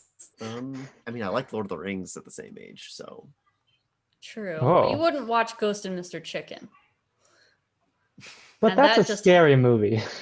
It's not. There is one scene with shears with blood coming out of a painting with shears stabbed Oh, into no. it. I had a weird remember that double being standard scary as when a I was kid young. I had a weird double standard as a kid to what I considered scary. Yeah. There's a lot of Like throwing a bunch of atmosphere in severed that heads movie out of a that's scary. catapult in Return of the King. I'd be like, ooh, that's bad. But like suspense, I think. the bloodstained It's scary. keyboard in Ghost and Mr. Chicken was terrifying. Pretty Huh. scary. I don't know. Sorry, I distracted us. Anyway, So, at this. Cantina. No, we're not there yet, actually. No? Oh, Well, you schmuck. were. And then I backed this up. Meanwhile, Oh, right, the junk. no, the- we go to the Star Destroyer, then we go to Mos Eisley. Right. Meanwhile, the Devastator has docked at the Death Star, a gargantuan space station resembling the small moon. Vader rendezvous with Grand Moff Wilhoof Tarkin, played by Peter Cushing, the high-ranking governor of the Imperial Outland regions, and they enter a conference room where they meet the station's command triumvirate leaders, get ready for all their names, in a high-level conference. Admiral Antonio Moti, played by Richard Le Parmentier, High General Cassio Tag, played by Don Henderson, and Chief Officer Modramin Bast, played by Leslie Schofield, among other Lovely. Imperial officers. As the Triumvirs argue about the best way to exploit their newest technological terror, Tarkin tells them that the Empire decided to dissolve the Imperial Senate, giving full control of the galaxy's star systems to each of the regional governors under him and the Death Star to intimidate all of the Empire's star systems into submission, suggesting that fear of force is preferable to its actual use. don't IMDb, don't be an Empire apologist, please. Admiral Mahdi is extremely confident in the new space station, calling it the ultimate power in the universe. However, General Tag is adamant that the Death Star is not invincible, that the rebels will figure this out if they have a chance to read its schematics. Vader tells them that the ability to destroy a planet is insignificant next to the power of the Force. Mahdi callously mocks Vader's Jedi heritage, noting that the Force has not helped him recover the stolen schematics or pinpoint the rebellion's headquarters. Angered, Vader uses the Force to strangle him until Tarkin orders him to stand down, like a literal child. The commanders decide to focus on interrogating Leia until she gives up the location of the rebel headquarters. They will then use the Death Star to destroy it, killing 2 birds with 1 stone. Okay, Wow, that was a so lot.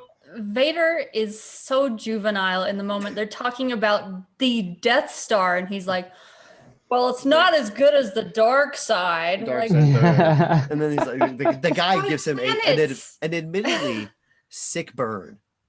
yeah, And then he's like, take it back. just choke you out. Take it back. Say uncle. I mean, all of the prequels and this prove that That is he his was a little mood. stunted in his emotional growth Understandably. Yeah. and just resorts to aggressive negotiations. And even Put like it that way. Leia like insults him and be like, oh, I knew someone had to be pulling Vader's leash, and Vader's standing behind him like, Yeah. Asking me, but I'm frowning. I don't have a leash. I do what I want. You see, I go lightsaber. I could use the Force. I do what I want. Nobody's my boss. Except Palpatine. Blow up planets. I could blow up a planet if I Working with wanted the to. Force. Which is funny because the Death Star is like powered by kyber crystals, which are like Force Literally the Force. Really? Yeah. stuff. Yeah, that's in Rogue One. Mm. So if you That's think why about they're it, digging up. if you think about it too much, it's really stupid, because if you think about it, the Death Star is just like turning a giant lightsaber on pointed towards a planet. That's literally it. Yeah. Oh man. Which is so silly, but I love it. But somehow miniaturized Death Star tech is dumb as well. Guess what? It's all dumb. Yeah. Because it's Star Wars. It's Star Wars. It's all stupid.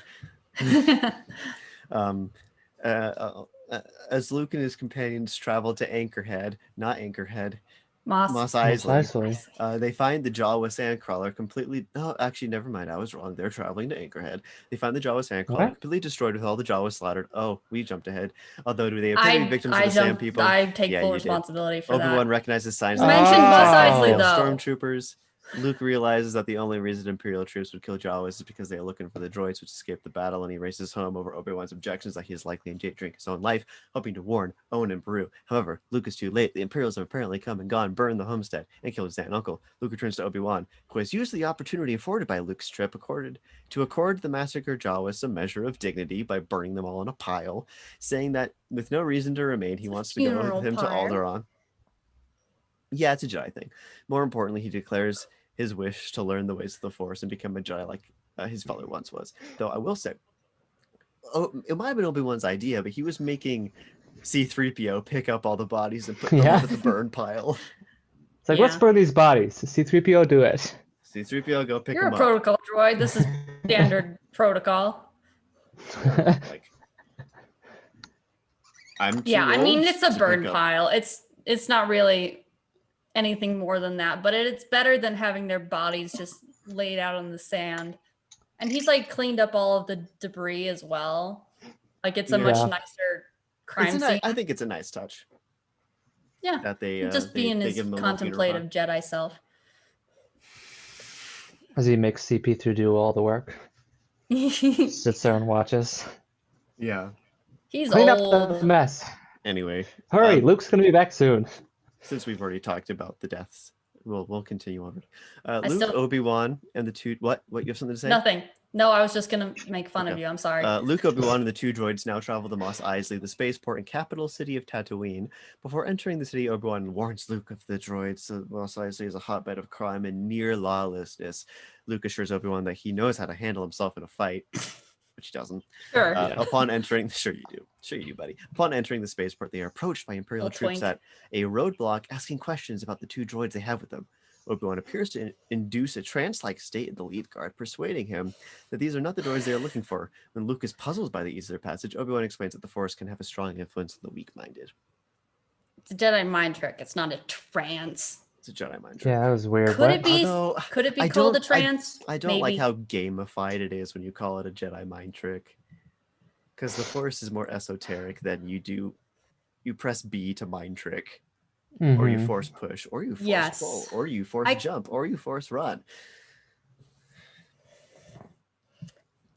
Yeah. That's I one mean, thing I yeah. will say is that the only thing that has ruined the Force is video games, because it makes people think they know that the Force can be categorized, so that whenever something introduces quantified, yeah. So whenever anything introduces not a new Force power, but just something different that the Force is used for, people lose their minds. That like that's not a Force power. Healing. And Yeah, like Force healing, even Which though that has- literally is a thing in video happens in games. this movie. Does it? Yes, Does it? Obi-Wan revives Luke after being knocked out by the Sand Raiders, which I consider to be Force healing, because he does this little thing. I don't know Regardless, about that. Regardless, Force heal. There's no such thing as Force powers to me. Like, yeah. I mean, I think it's been explained in some Star Wars media that people who use the Force channel the energy, because they talk Yeah. about it being the energy although around. I would accept it to be like an in-universe thing of the Jedi limiting themselves by classifying it as Force powers. Like, Mhm. why did no one ever Force heal? Because they didn't think that it was a thing you could do, so they didn't do it. Like how there's that whole debate in Harry Potter that you don't actually need a wand. Mhm. And that's just you limiting yourself, and that I mean, there's a whole conspiracy about there's like that, the whole 'cause government conspiracy. makes you have a wand. And then they Non-wand tell you magic that is illegal. they tell you the different spells that you can do, but when before they get the wand, they're able to just do weird esoteric stuff with magic. I say the same thing with the Force. Like, you can do pretty much anything with it if you have the faith or belief or whatever. But Or the like, higher M count. but the Jedi quantify it as like, okay, kids in class, today we're gonna learn how to Force jump. Yay! Mhm. You bend your legs and then you push up. That's literally go a off the tutorial ground. on Yeah. Force jumping. Oh man. Or in episode 1 when they Force run for that one shot, and they're just like, pew!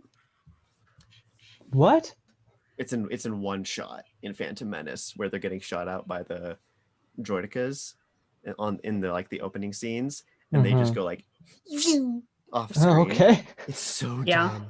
Anyway, that's my thoughts on the Force. Star Wars. Adobe So where are we? Are we in the cantina now? It Yeah, wants me we to are. uninstall Adobe Flash Player. Yeah, I should do that. Yeah, it's. Here we go. It's At the gonna Mos be Eisley gone. Cantina, Luke gets into a scuffle with two criminals, a deformed human named Dr. Evazan and his alien companion, Ponda Baba, who threatened to kill him when one of the creatures pulls a gun on Kenobi, the old Jedi Knight, defends himself with his lightsaber, slashing out the creature's gun arm before it can shoot.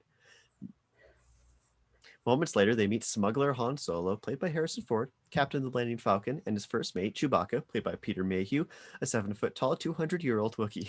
Upon learning that Obi-Wan and Luke are trying to avoid Imperial capture, Captain Solo gives his price at 10,000 credits for the trip.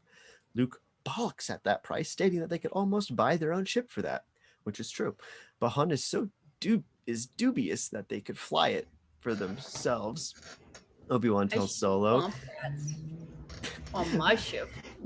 Obi-Wan tells Solo that they will pay him 2,000 credits now and 15,000 more once they reach Alderaan. Han agrees. And then they fly into the stars. Yeah, it's a scene. I'm going to keep going. After Luke and Okay. Obi-Wan leave, Han tells Chewbacca that 17,000 credits were still on Tatooine. Could really save his neck as Chewbacca leaves to make pre-flight preparations. Han hangs back to take care of their bar tab and is stalked by Greedo, played by Maria de Aragon and Paul Blake, a bounty hunter working for feared crime lord. Oh my gosh, really? Jabba Disilagic Tiure, aka Jabba the Hutt. Apparently, What? sometime earlier, Jabba a had hired middle Han name. to transport a shipment of glitter stem spice, an illegal narcotic, but Han had to dump the Glitter. shipment due to an unexpected Imperial boarding. As Greedo points a blaster pistol at Solo and forces him toward the secluded section of the bar, Han insists that he has the 8,000 credits he needs to cover the loss. He only needs 8,000? Oh. Greedo suggests that Solo give it to him as a bribe, not to turn over to Jabba, forcing Han to admit he doesn't actually have the money yet. Realizing that Greedo will either turn him over to Jabba or kill him for the bounty that Jabba has placed on him, Solo quietly removes his heavy pistol under the table, and when Greedo admits that he would just as soon see him dead as alive, Solo preemptively fires and kills him. On his way out, Han throws the bartender a few coins, apologizing for the mess he left. McClunky, Han shot first, whatever. Yeah, it's an there's not really iconic anything. scene. There's nothing new to say about this No. Yeah. whole movie. Lots technically, but- of crazy creature designs in here, Is this some thing that we turn it on? see Nope, still bad. later in the series, some that we never see again. Yeah, Um looks like someone raided a Spirit Halloween, Yeah. especially Yeah. the Deveronian. I don't the Deveronian, the devil guy. I don't understand why the guy with the strange nose picks a fight with Luke. He just probably sees this fresh-faced young boy and is like, I feel like killing today. Yeah, Like, I don't know why that happens, except to establish that it's a violent and dangerous place. That's probably it. That's probably as far as George thought. He was like, whatever. Like, I don't like you. It's like, oh, I'm sorry about that. I'm gonna cut you up. Like, I'm gonna kill you right now. I just need to have some violence in my life. Like, yeah, okay. just because his friend doesn't like him. Hmm. Yeah. And that shot of the arm has always stuck with me as just my what morbid you're about- curiosity. Yeah, I know what you're about to say. I'm About not gonna say lightsaber? it. Lightsabers cauterize wounds, except for this one time. Yeah. Well, maybe he's just a Maybe. bleeder. Anakin's not Like a it bleeder. cauterized He doesn't bleed. like it Used- cauterized, but then used the the trauma full- made it blood. He used the Force to make it not cauterize, Mm. or he cut through it really fast. No, It's it's just really such a fast. great prop that I will ignore the fact that it did not cauterize. Obi-Wan cut off his arm and then pulled the blood out of his body so that it bled. Yes, blood magic. That's all. One of my favorite shots of Star Wars for some reason is just that, like, the zoom in on the arm on the floor. It's fun. It's fun. At So the dock. Yep.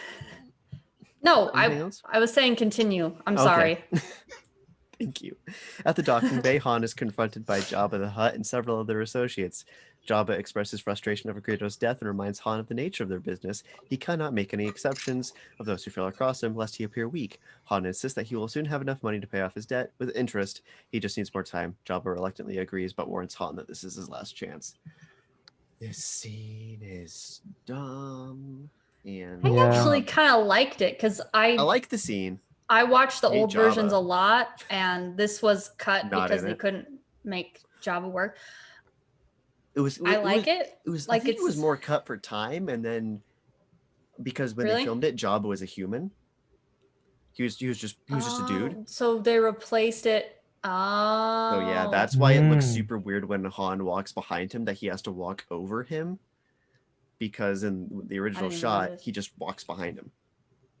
Oh, interesting.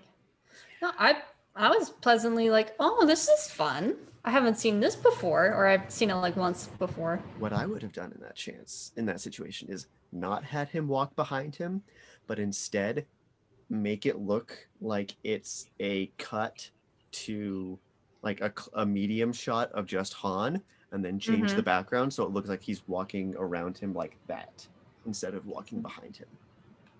Yeah, I didn't even notice. That's what I would have done. but I'm not a movie person or George Lucas. Yeah, Well, you neither You is can- didn't George think it looked Lucas. weird when he walks on top of I was Jabba? half paying attention. I think the whole scene was- looked weird. Yeah.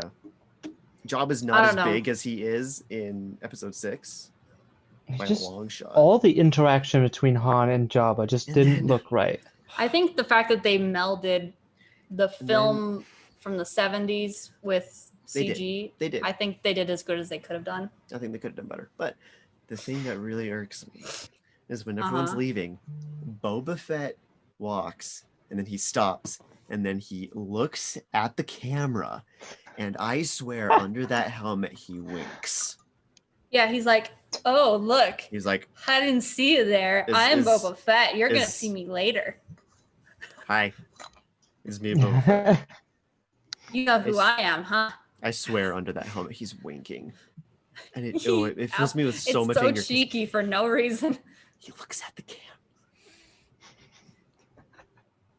You know what Yeah. kids love? Subtlety is not to be Boba Fett. found in Star Wars. No, not really.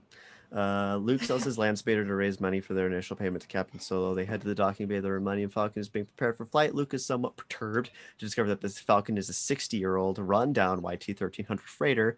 But Han assures them that he has made extensive modifications to ensure that she can run rings around any modern capital ship. Meanwhile, Imperial troops believe they are hot on the trail of the two droids when a local informant tells them that the whereabouts of the fugitives after recognizing Luke and Obi-Wan. Yep. Yeah. No Yep, sooner yep, do yep, Luke, yep. Obi-Wan. Yeah, just say yep if I can just keep going. No sooner do Luke, Obi-Wan, and the droids board the Millennium Falcon than the Imperial troops come running into the docking bay, hoping to arrest Luke and Obi-Wan to capture the droids. The troops fire at Solo and the Falcon, but the ship manages to escape once they clear the planet. They're immediately pursued by two huge Imperial Star Destroyers. Two. Solo remarks that his passengers must be of particular interest to the Empire. They jump to light speed, escaping the Imperial ships. We are now halfway through the movie, I would like to announce. Intermission. Bye. No, I'm kidding. Luke Come is back for part Luke is two. insufferable. What's that? Flashing, that sort of thing. Oh yeah. Because he's, like he says he's a big pilot, but I don't think he's ever been outside of Tatooine in space, ever. Yeah. He like No. drove the speeder and was like, I know how to fly now. Maybe I'm he's going to like- be in the academy. Maybe he's on flight simulators. Probably. Yeah, Yeah. that's what it Like, is. I believe it's like in the novelization for Episode 7 that that's how Rey learned to fly different ships, was through like flight simulator type stuff. can see haven't that. read it, so I don't know the full context. And That's dumb. I'm assuming Luke did the same thing. I mean, I'm sure flight simulators are pretty easy to come by in this futuristic Yeah. setting. I don't know. It's like an orb that you go into and you Like instead of driver's ed, they have like flight school. Maybe. Yeah. It's Tatooine. I doubt they have a robust we have Microsoft educational Flight system. Simulator. I'm sure. Mm-hmm. I don't Oh. know. Star Wars, like, Star Wars. yeah, you have to come up with leaps in logic to explain how either character knows how to fly. But the plot requires them to know how to fly, so you just.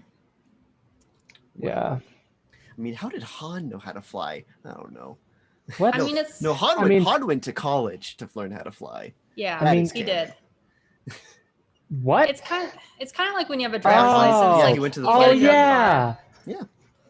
You know, Yeah. roughly like as long as you can find the pedals and the gear shift. Yeah, like maybe ships are like super user friendly. Maybe the Millennium Falcon does not, but it's Yeah, also a absolutely freighter, not. so it's kind of like a big rig. Like not a lot of people perhaps have there's experience with also, like, freighters. In Star Wars, it's just a general rule that you do not label anything, be it a toggle, a switch, a button, a lever. Nothing has labels. So like when Luke puts away his targeting computer at the end, and there's just a bunch of buttons that are all the same color.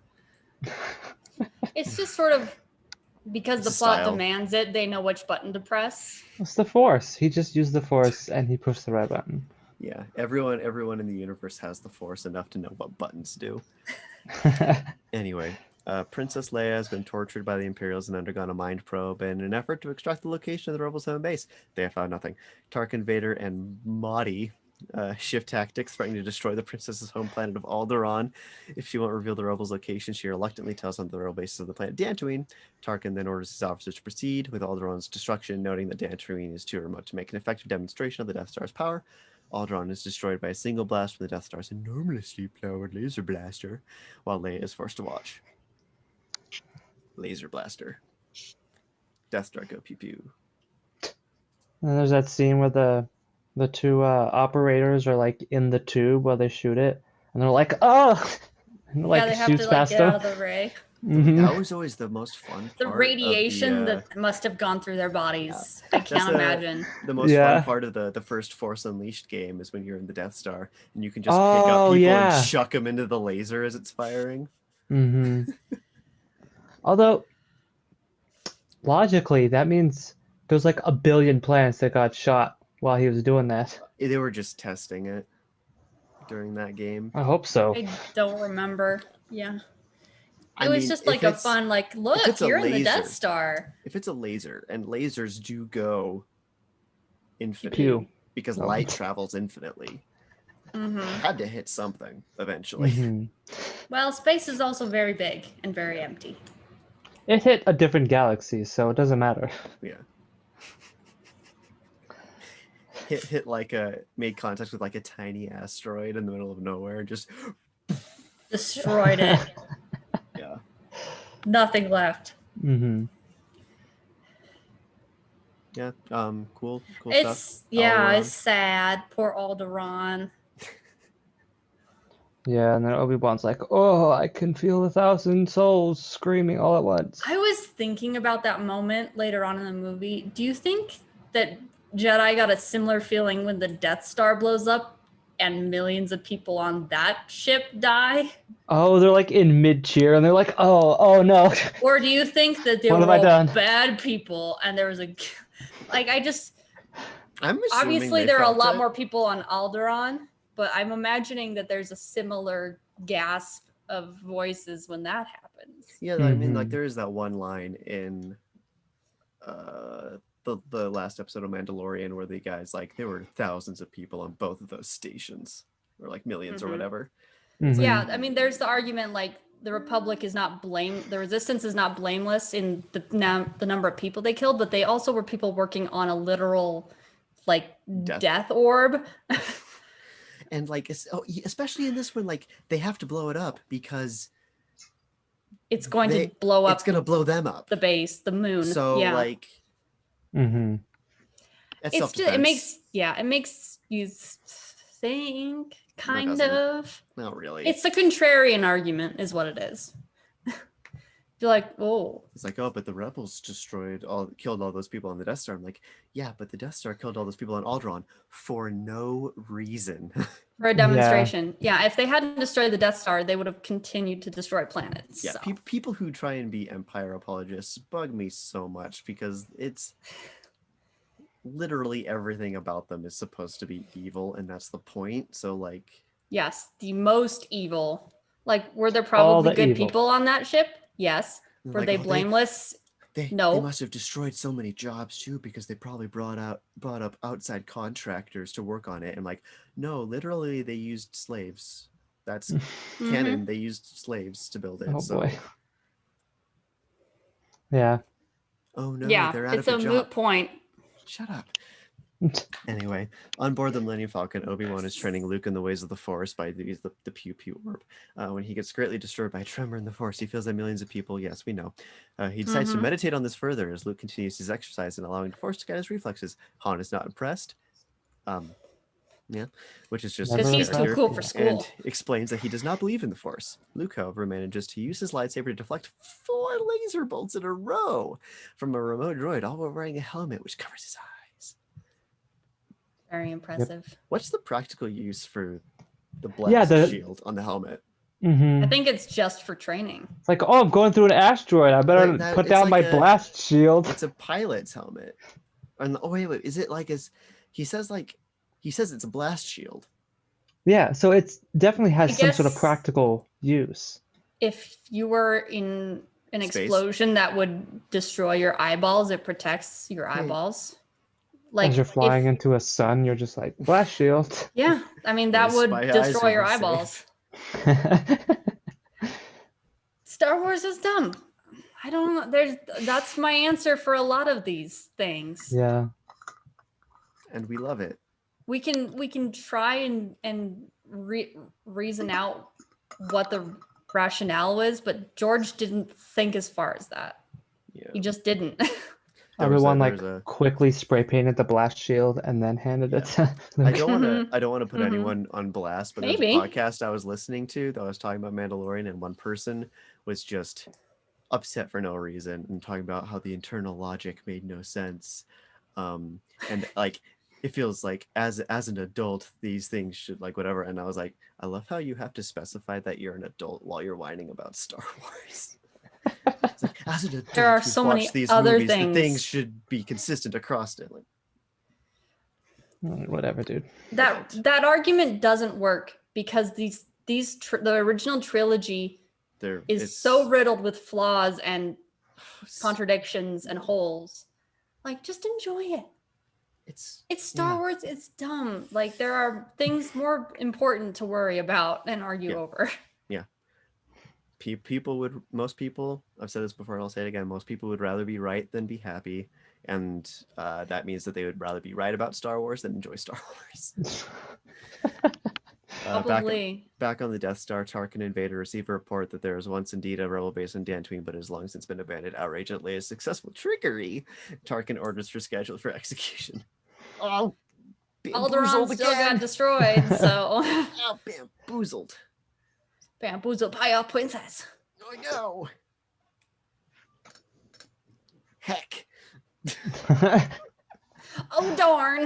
Lord Darn. Vader, they got us. Okay. Which I'm makes goofy today. it's one issue. It's not canon anymore, but I'll say it anyway. It's one issue that I had with Force Unleashed 2, that at the end they capture Darth Vader and they take him to the Dantooine base, which if that was still canon would have been like, then he would have known they're not on there anymore because he was on it. Yeah. Yeah. Force Unleashed 2 is kind of dumb, but whatever. It's Probably Star not Wars. a ton of supervision from the higher ups on that story. Oh, for sure. Not really. But you do get to piggyback on Wedge Antilles' X-Wing, which is a lot of fun. Mm-hmm. You like surf on top of it. Luke realizes that he is learning how to sense the Force. One of the Falcon's signals informs them they are approaching Alderaan, but upon exiting lightspeed, they find the Millennium Falcon is in an asteroid field instead of Alderaan's orbit. Han confirms that they are in the right location, but the planet is missing. Obi-Wan quietly states that the planet has been destroyed by the Empire, but Solo laughingly insists that the Empire ships combined wouldn't have had enough firepower to destroy the planet. Moments later, they are overpowered. Oh my gosh. IMDb. By a Imperial twin ion engine snub fighter, parentheses, TIE. We know. Nerd. Yeah. Obi-Wan, IMDb, you are a nerd. Obi-Wan concludes it is too small for long-range flight, so there must be an Imperial base or ship nearby. As they chase after the fighter to keep it from notifying the Empire of their location, they see the fighter heading towards a small moon, the Death Star. They are caught in the Death Star's tractor beam and helpless to resist, are pulled aboard the station. I'm getting hair in my ear. Into a docking bay. Until your Obi-Wan hair. tells him that neither fighting nor surrender are viable choices, but a third option is available to them. Hiding. That's Go no be moon. Sneaky. Classic line. Classic. See it. Delivered flawlessly. Yes. I love the framing for the reveal. Like, we've seen the Death Star, but the characters haven't. And they're like, no, Alderaan's not here. Close range fighter. There's a moon. That must be terrifying It's just- prospect to be like, the planet's gone. Yeah, Yeah, like planets what? don't just disappear. And then you see a moon and you realize, no, that's a death planet. Like, it's framed in a really interesting way that like the characters put the pieces together really quickly. And it's very what's the word I'm looking for? Spooky? Foreboding. Yeah. Spooky foreboding. Spooky foreboding Star Wars. Imperial troops board the Falcon, but its crew are hiding in smuggling compartments below the floor. Vader orders scanning equipment to be brought aboard to look for life signs. While standing near the Falcon, he senses a presence that he has not felt for some time. Vader leaves the hangar, pursued by the frustrating sense that he is overlooking something of great importance. This recap makes Vader seem like such a child. Like, He's like, what? I'm missing something.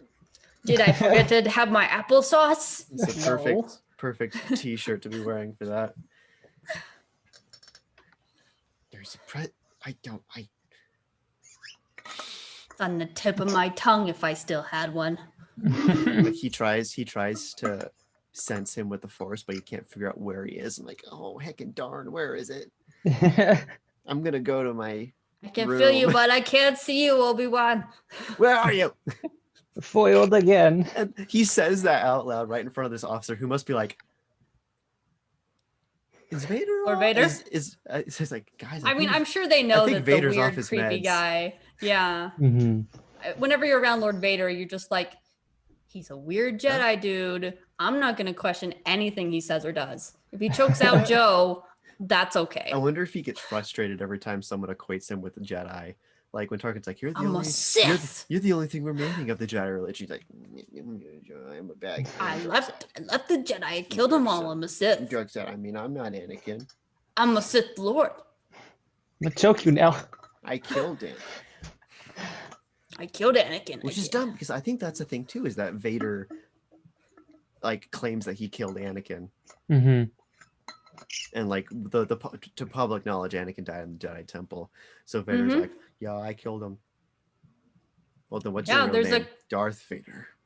There's a comic about one of Padme's attendants seeking out Darth Vader to find out, to like confront him, I believe, about Padme and Anakin's murder at the hands of Darth Vader.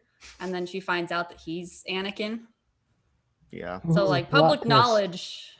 Yeah, Yeah. that was the one played by Keira Knightley, I believe. Was it Sabe? What's her Yeah. name? Sabe. Yeah. Yeah. Sabe's Keira Knightley. When a Before her scanning nose job. team Sarah. When a scanning team boards the Falcon to set up their equipment, Sorry. Luke and Solo. I love how they have to have a scanning team and not just like scan whatever. Luke and Solo manages to overpower them and lures the two guarding stormtroopers just outside on board as well to kill them both and steal their armor uniforms. The helmets conceal their identity and allow them to infiltrate a troop command center outside the docking port. Inside the command center, R2 plugs into the station computer system and uncovers the location of the tractor beam generator. Obi-Wan sets out to shut down the generator so that the ship can leave. Luke wants to accompany him, but Obi-Wan says no. I'm skipping stuff. Gotta do Jedi stuff. His destiny splits path, perhaps sensing blah blah blah. Force will be with you, blah whatever. He knows he's gonna die. Like Yeah. he's like, I'm done with life. The way I don't want to critique Elegant's acting, but the way he holds his lightsaber when he's just walking around and he's just sort of like, how do I demonstrate this? Hold on, I have a lightsaber, but I also don't know what you're gonna demonstrate. I'll use the Coke can. He's just like sort of like holding it like this. Oh yeah, he's got the. Well, it's like whenever you hold a tool that you like know what to do with. Like you don't have any pockets. He doesn't know how to hold like, it, and he's just like. Because I'm sure he got on set that day and he's like, "Do I have to hold this the whole time I'm on camera? What is this? He's What just, does like, it limp wrist do?" holding the lightsaber. And like he passes like right by people who should have seen him, but I guess he's being force sneaky. Or Yeah. sneaky. Yeah. Sure. Anyway, after Obi-Wan leaves, Luke discovers that the princess is being held prisoner aboard the station. Luke suddenly takes the initiative, sparing no effort to convince Solo and Chewbacca to assist him in what is surely going to be a very risky rescue. Han, initially scared for his own neck, eventually agrees after whatever blah. Luke and Han take Chewbacca captive, quotation marks, and assume their trooper identities in order to infiltrate the prison block. In the prison block, the officer in command becomes suspicious of the rivals and she was not notified. As a result, they kill everyone. Yeah. Yep. Not a Yep. great So that plan, but I don't know They how managed to it could have been take him off. They improved. set an alarm and then they find the princess. Hmm. I just like skipped like half a paragraph and they kill everyone. Yeah, she's like, Who is? you guys didn't think this through, did you? I wish I was paying attention to this because in this movie we get to see the first time Luke kills someone. and I do not feel like he has a reaction. No, he's Who's just the like, I first mean, whatever, it's probably die. back on Tatooine when they're shooting at the troopers as they're getting into the I don't Millennium think Falcon. Luke shoots anyone No, there. Han kills somebody, but that's about it. Right, no, he Mm. kind of... No, he doesn't. I'm not sure when that would be. When they're escaping from the Death Star? Luke Skywalker. So- How many people did Luke Skywalker kill? It's a Polygon article. Well, He definitely killed somebody killed when he was everyone going on the across Death the Star. bridge. And then yeah. he killed I some. mean, if you okay, I guess including the Death Star, both the Death Star, Luke Skywalker has a total kill count of 369,740. How about not including the Death Star? Yeah. If you throw out the Death Star, it's 849. What? Still a lot. How did he How? kill 800 people? More than half of that coming when he blows up Jabba's sail barge. Okay. Okay, well, we gotta back up before that too, because he blew up like 2 Death Stars. Yeah, I want to see. Oh, Like, I could see the 43 or whatever it was being a number for Luke Still seems pretty high for just this movie. for just this movie. Yeah. You're talking about overall. Yeah, he Oh, kills overall? Yeah, he kills a stormtrooper. Luke's like a mass murderer overall. We've got to get to the bottom of this. Got to analyze it to the nth degree. Yeah, there's like full discussions on did Luke ever directly kill anyone because they want to like make Luke this like, The pacifist argument. No, he Mhm. straight up shoots people in this one. Yeah. Like when they're leaving after Obi-Wan dies, like he has some shots that land. I know for sure. Yeah. Oh, I could have worn that shirt. I've got a shirt of that scene. That's an 8-bit. Oh. Anyway, Oh, they I find like the the princess, Disneyland one. but the arriving troops cut off the only escape route. Leia shoots a hole in the garbage chute and tells everyone to dive in. They escape the Imperials only to find themselves trapped in a garbage compactor. To make matters worse, the compactor houses a large serpent-like creature, the Dianoga, which yanks Luke under the course it has murky a name. water. The creature inexplicably lets Luke go, but just as they catch their breath, the compactor arrives. Stuff caves in, but C-3PO and R2-D2 save him. You want to know something real dumb? Yeah. In the book, sure. from a certain point of view, canonically, the Dianoga in this scene is a force-sensitive creature that is baptizing Luke. What? And that's why it inexplicably lets him go. No. It's No. canon. No. It's canon. No. I have it's not not. been I have not been this upset since I learned that Force Kyber Crystal has feelings. Yeah, Kyber No. Kyber This crystals is don't such have an upsetting feelings. episode. That is just as much canon as the Jawas climbing on top of each other. Yes. No. No, like you can't. No. Yeah, It's in a book. It's in a book. I don't care about the book. This scene was No. always stressful as a child. So stressful. It is a water snake that is trying to kill him. It does not have the cognition to be like, oh, this is a force sensitive guy. How lucky am I? I'm going to take the opportunity, Sir Luke, to baptize you in the Jedi Order. It's an honor, truly. No. I refuse. I'm That was gonna not the take one this written shirt by, off. one of the I am McElroy no brothers. longer. Which one? No, the one written by one of the McElroys was the Jawa who looks at R2's memories. Oh, that one's so. You can make me That one is cute. cry. Yeah. That one is super Yeah, cute. when they're on the Sandcrawler, there's a Jawa that is in charge of wiping memories, and he watches all of R2's memories of the prequel trilogy, and he Mm. gets inspired to leave the planet and go on an adventure.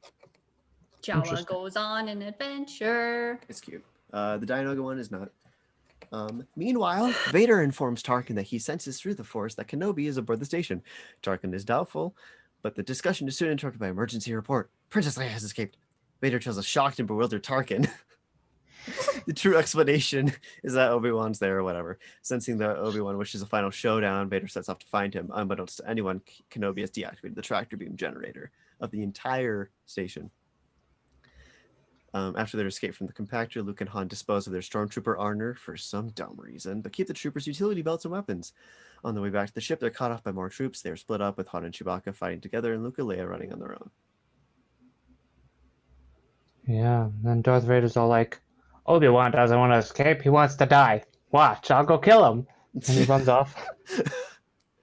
Again, our people are going to be angry about our juvenile depiction of Darth Vader in this movie. Yeah.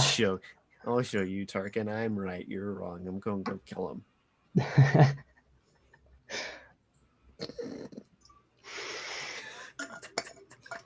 I mean, Anakin, I think it further illustrates Nobody that the takes him prequels were serious. right in their depiction of Anakin. He's juvenile.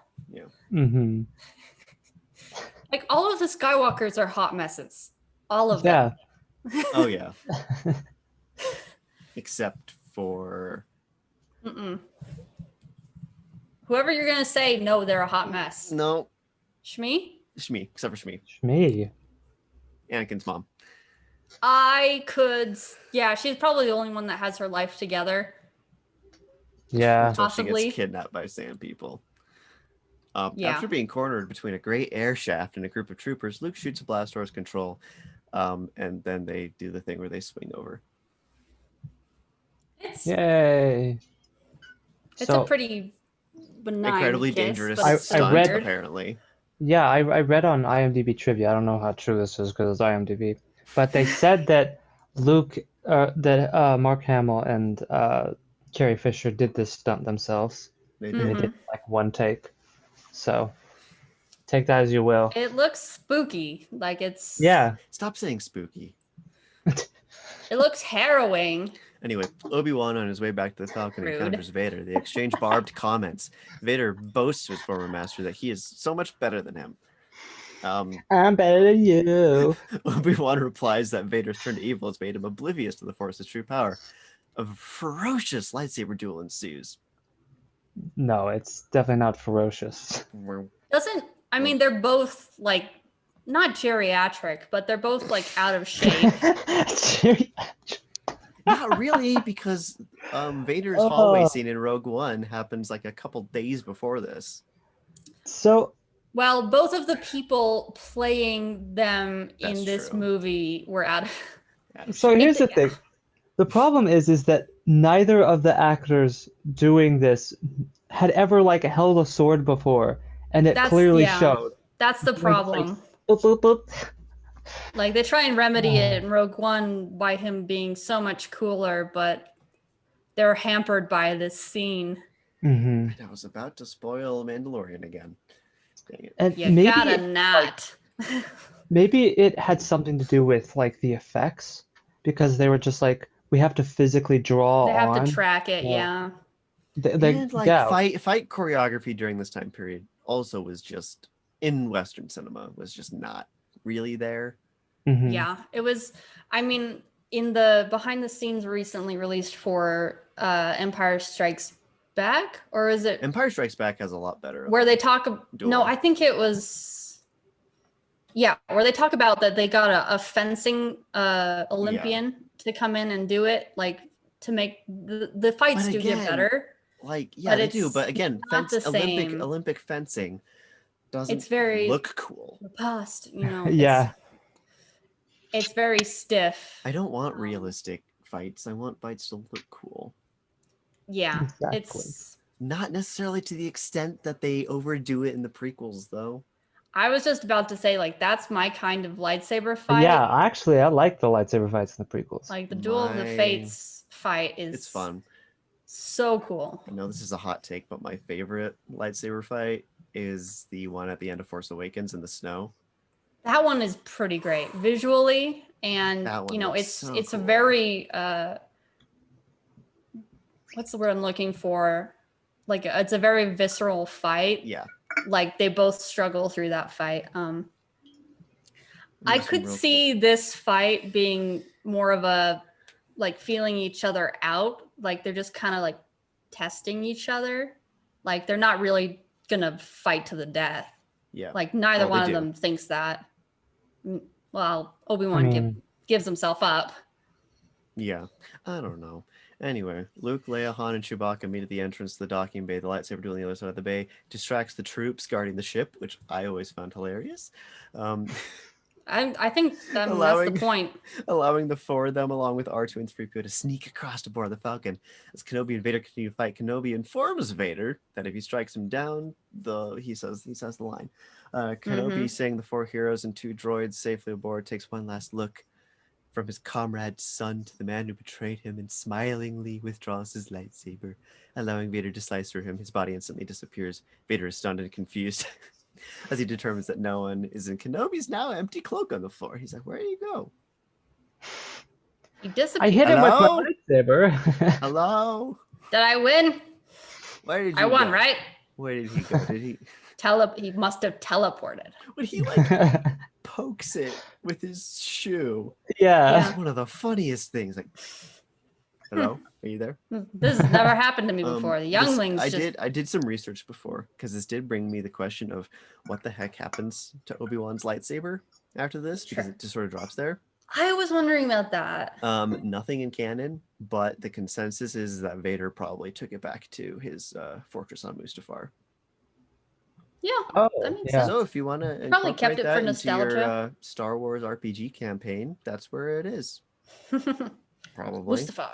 Unless it was on the Death Star and it got blown up with it, then whoops. I mean, maybe he just like discarded it because at this point he would have had He like threw it a down the billion trash chute, and then the lightsabers. Dianoga's like, "Finally, I have a lightsaber!" And like while the Death Star, while the I am Trenton glad that battle the is Death Star going on, there's a just for Dianoga that just like dying. going ham through the ship with a lightsaber, just a massive Oh. tentacles, just round, round, round. Yeah, because it blew up, then maybe that's where his lightsaber went too. It just blew up with the Death Star. Mhm. Because Although I if- doubt he probably would have would've brought just, it in the TIE fighter. maybe Unless he could have just there's put a it on his period of belt. time He could put it on his belt.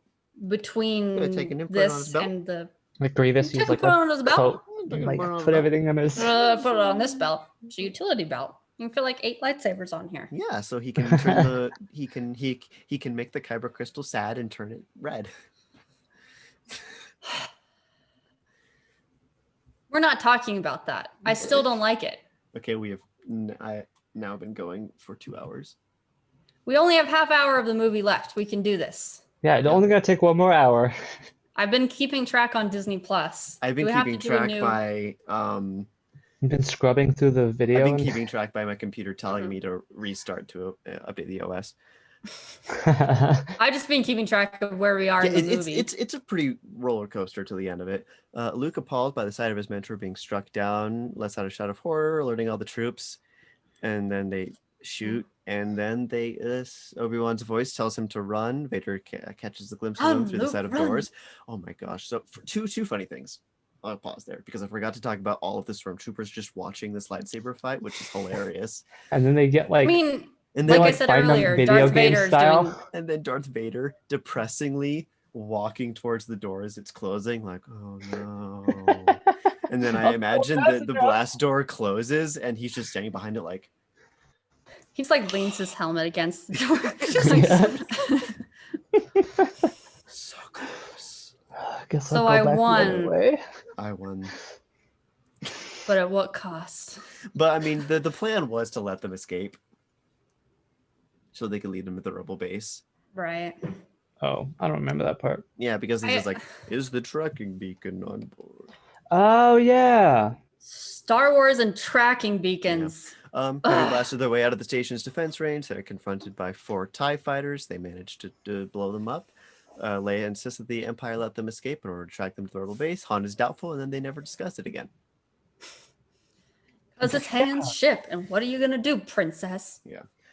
Back aboard the station, Leia's fears are confirmed. They are tracking them. After they get to Yavin, Yavin 4, the 4th moon of the gas giant, R2's data is analyzed. It is determined the Death Star does indeed have a weakness that can be exploited. A small 2 meters wide exhaust port, not protected by any shielding, through which a well-placed torpedo could reach the main reactor and destroy the station. The port is situated in a narrow trench protected by General Area Defense Integration Anti-Spacecraft Network turbo lasers, or Guardian. The rebel commander, General Dodona. Huh. Is that the guy that goes That's also Leia? Alex Dodona. McCrindle. Dodona is also a character in Old Republic. Mhm. Admiral Dodona. Interesting. So it must be the same guy. No, Admiral Dodona was a woman. Theorizes that since the Guardian RA is designed to repel large-scale assaults from capital ships, it could easily be not maneuvered by smaller and faster snub fighters. A plan is devised in which a squadron of Y-wing assault bombers, which are terrible, Boo. Gold Squadron, led by Captain John Dutch Vander, played by Angus McInnes, will skim the trench. A Yes. second squadron, Red Squadron, commanded by Captain Garvin Dreas, played by Drew Henley, will attempt to draw enemy fire away from the bombers. Luke will be flying one of the X-Wings under the call sign Red 5. Fellow pilot Wedge Antilles, played by Dennis Lawson, is skeptical about succeeding, but Luke is confident that the task can be accomplished, knowing that he used to shoot at animal targets on Tatooine that were not much bigger than 2 meters. Yep. Yeah, womp rats from your speeder is the same thing. I would have loved as I know. for Wedge to turn to him and be like, dude, shut Who up. are It's you? not the same. Yeah. He's very Who much brought like that. him? Yeah, That, like like, the guy in the nerd that, hangar's like- like, are you sure you can handle one of these ships? Like, oh no, he's one of the best bush fighters ever. Like, okay, Man, whatever. whatever. Yeah. Yeah, Who the came Y-wings are the. from I was Podunk Tatooine. when the like, when the battle started, I was so confused because I did not remember Y-wings being there, and the reason I didn't remember them being there is because one, they die almost immediately, and two, because Y-wings are stupid. mhm. Mhm. I mean, they're bombers. It doesn't make a ton of sense that they would be going in for this precision shot. I mean, They're not yeah. a very precise fighter. One of my friends, Terps, if you're watching, made the best comparison about Y-wings is that it's as if during World War II, if they had taken crop dusters and attached machine guns to them, that's what a Y-wing is, because they're old and they're terrible. Yeah. Yeah, pretty much. Yeah. And then There's like a weird cut guys. where he's talking to Biggs in the hangar, and that other guy comes up where someone walks in front of the camera, and that's because there's a line cut out where the guy's like, I flew with your father, Luke, and he was a great pilot, and obviously they had to Oh, cut yeah. that out because that Yep. would have that would have not made any sense.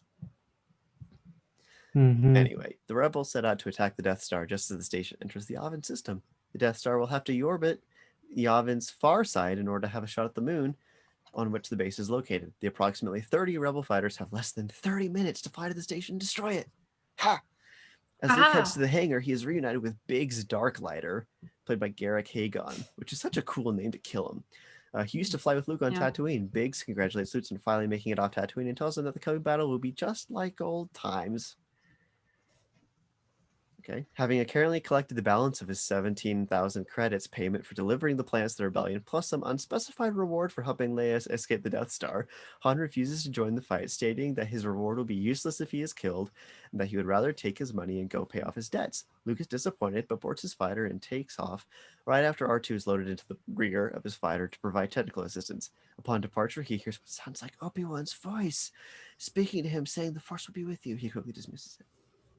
Here's the thing about Han in this movie, Please and enlighten us. I mentioned this when we reviewed Empire Strikes Back, that he has a legitimate reason to get out of there. Mhm. Mhm. He needs to pay off his debt, or they're gonna. It's even worse in Empire Strikes Back, where they're like, "Oh, why are you leaving?" It's like he has bounty hunters looking for him, and that's Mhm. gonna hurt the rebellion. Like in this one, like I'm like, dude, yeah, like go take care of that. Also, could they use you? Also, It's a I freighter. mean, it's It a ends big up- target. It ends up being useful, but they shouldn't have needed the Falcon. so here's Mhm. what gets me about that scene. Han had like 10 crates full of, I guess, cash. Yeah. Like, what? That's so much. Yeah, But I obviously guess- returning the princess must have been a hefty reward. I don't know. I mean, credits are big, right? Yeah. They're like, They're like So- the size of I want to say like a Kit Kat Yeah. is like one credit. like this. They're like this big, but like made out of metal. Yeah. they're just stacked them all up into crates, and I guess that's Oh, 17,000 of that's a them. lot. Both squadrons approach the Death Star, and Wedge Antilles briefly marvels at its size before Captain Dries cuts off the idle chatter. I'm glad it mentioned that because Oh it's my funny. gosh, I hated that. And orders the squadrons to attack speed. Let's just talk about that now. It was so. It's when he's like, cut the chatter, and then immediately after he says like, all right, it's go time. And like like- Wedge says like one thing. He's like, "Oh, it's so During- big. Cut the chatter." You shut up. Only I'm allowed to do that. And like later on, they are both squadrons are super loosey-goosey with their call signs. Sometimes they'll use the person's first name, sometimes they'll use their last name, sometimes they'll use their call sign. It doesn't really matter. Mm-hmm. I mean, they're rebels, should- but they should still be more organized than that. They should only be using call signs. And also, like on Red Squadron, only Luke's helmet is red. Red Leader's helmet is like gold, and Wedge's helmet is blue. Oh man, Whatever. all the stuff. Red Squadron initiates a strafing run on the station surface to divert attention from the bombers, and Luke makes a run that detonates a mammoth fire within part of the Death Star. I don't know what that means. A fire so large that his own ships suffer minor burns. When Vader is informed that the Guardian turbo lasers are having trouble targeting the small rebel ships, he orders fighters led by Black Squadron. He has a personal elite TIE fighter squadron to engage the X-Wings individually. In short order, 6 TIE fighters join the battle, soon followed by others, and Red Squadron scrambles to keep them away from the trenches. Dries warns a wingman of an attacking TIE fighter, but the X-Wing is immediately shot down before Biggs himself comes under attack. Luke swings in behind her, shoots him down. Vader notices Dutch and his Y-Wing group breaking away from the primary attack. He assigns 2 Black Squadron pilots, Mauler and Backstabber, to escort my him gosh. as he Edgelord boards names. a TIE Advanced X-1 fighter to engage the bombers himself. Before this command group launches, the sky battle rages on. Luke himself comes under attack. Wedge rescues him by shooting the TIE fighter. Just as Dutch and Gold Squadron commence the attack into the trenches. This is good stuff. This sequence goes on for a long time. So my It's like a question, 20-minute battle. why do they always just fly through the trench? Why don't they just go straight to it? I don't. Yeah. I Maybe think you have it's to be- you have to be because at the right their angle? targeting computers have to line up the shot. Oh, that must That's be my it. only guess. Okay. I guess that would make sense. Unless you just eyeball it. Yeah, like Or like Luke you said. have It's to at be the like end. the like if the angle is of the shaft is here, you have to be like at this angle. Oh yeah, that would make sense. Yeah, to make to sure it goes get straight to it. through. Yeah. That's it. Vader and his 2 wingmen easily mount Backstabber. Easily outmaneuver the Y-Wings, methodically dispatching them one by one. The first pilot, Tyree, is killed as Dutch begins to panic despite angry urging by his surviving wingman. Dutch is then killed, and then the surviving Gold Squadron ship aborts his run before he himself is destroyed. I have this written down. Gold Leader is an absolute moron. He does the whole like stay on target, and then his wingman gets blown up, and he's like, "Okay, I'm gonna go." Like, Yeah. what happened to the whole stay on target thing once you're the one in danger? Yeah. He's like, give yourself for the rebellion. Oh, he died. I'm going. Yeah. I'm gonna go now. With Gold Squadron effectively wiped out because they're Y-Wings. Literally. Yeah. Dries orders the surviving X-Wing pilots to start a second attack run down the trench. As they approach the exhaust port, Dries turns on his targeting computer. As 2 other ships cover still from enemy fire, the escorting ships are destroyed, but they buy enough time for Dries to take a shot at the exhaust port. His shot misses and merely impacts on the surface. Moments later, he loses an engine to Vader's gunnery, and his fighter spirals onto the surface of the station. Yeah, that was also right there. Yeah, his smugness of being like, "It's a hit, I did it," and they're like, "No, it didn't hit." I'm going. Maybe Yeah. if I just, speak it into the universe, it'll happen. I did it. I did it. So stupid. Now dumb. nominally in charge of Red Squadron, Luke decides that it is his He's responsibility red to 5. That means Like, Red how 1 many- through 4 died. 4. Yeah. Yeah. All R2 is of Yellow preoccupied, Squadron. trying to get the ship running. Despite the way. Biggs and Wedge flying his wing. They start down the trench. Moments later, they are pursued by Vader and his wingmen, who partially disable Wedge's ship. Luke tells Wedge to disengage, saying that he can't be of any help in a crippled ship. Vader allows Wedge to withdraw, ordering his men to continue to pursue the two ships in the trench. Vader fires again, hitting Biggs' ship and destroying it. Luke is grieved by the loss of his friend, but presses Is on. he? Kind of. I don't remember that part. Just as much as he's grieved by murdering someone for the first time. Mm. As Luke is close to his target, he hears the voice of Obi-Wan telling him to use the Force and rely on his instincts more than the technology in his ship. Really timely? I don't know. Luke switches off his targeting computer. Someone at Mission Control asks why he did that. And he's like, don't worry about it. I know this is mission critical, but I'm hearing I wanna- voices, so I'm I going to want turn to see this the off. people down there like, Luke, you turned your computer off. What's wrong? Oh, nothing. And they turn to their each other like, I got this. I shoot womp rats on Tatooine. they just turn to each other like, well, we're gonna die. Yeah. We trusted this. He turned his Hick. computer off.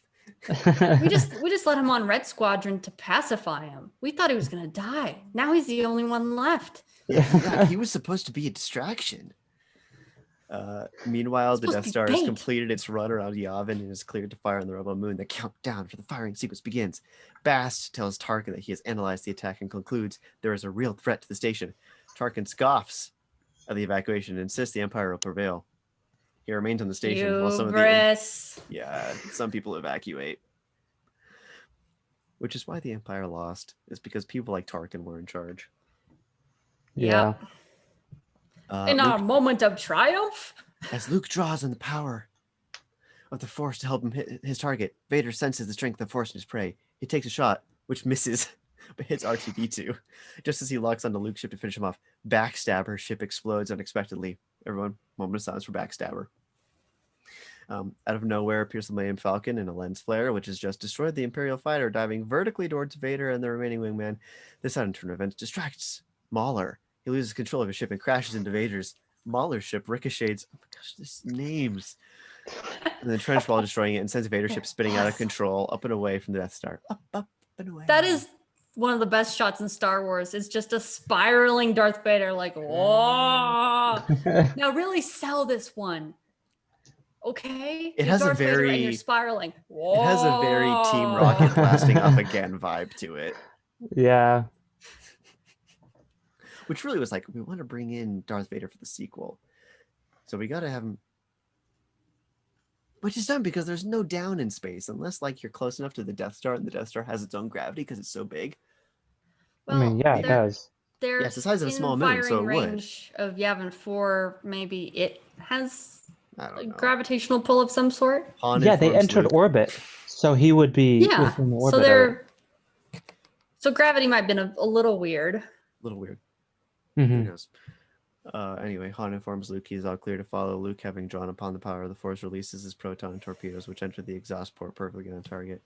Luke, the Falcon, and a few other fighters race away from the Death Star as the Death Star prepares to fire on the moon. Only seconds before the station fires, it explodes in a huge fireball, sending millions of fragments into space. Tarkin, Madi, Tag, and most of the senior Imperial staff are killed with that triumph. Kenobi reminds Luke that the Force will be with him always. Vader, having been thrown into space during his collision with the wingman, is now apparently the only one to have escaped the station's destruction. He eventually manages to regain control of his wildly gyrating fighter, and when he finally stabilizes, he flies off to meet the Imperial fleet as the rebels head home to the base. When they reach the base, Luke is clearly delighted that Han returned to help him. Leia is thrilled to see both of her friends alive, and everyone is ecstatic that the Death Star has been destroyed. The celebration is briefly interrupted as R2 is pulled from Luke's ship. He's heavily damaged from Vader's gunfire and does not respond to C-3PO. The golden robot is terribly concerned, but Luke and the two mechanics assure him that R2 is repairable and will be fine. He's a droid. Later, an awards ceremony is held in a huge hall. Hundreds of rebel soldiers, officers, and pilots are present. A door at the rear of the hall opens to reveal Luke, Han, and Chewbacca as they walk down the aisle to where Leia awaits, along with several rebel leaders and dignitaries. Also present are freshly polished C-3PO and freshly overhauled and looking better than new R2-D2. Upon reaching the front of the Great Hall, Luke and Han are awarded medals for bravery by smiling Princess Leia. The hall erupts into thunderous applause. Yay! And Wedge will get nothing. Wedge doesn't get a medal. Nope. Come on. Wedge should at least get a Purple Heart. Wedge didn't Yeah. show up. A lot of good. They're like People. they have a medal from Edge, but Wedge just didn't show up. Yeah.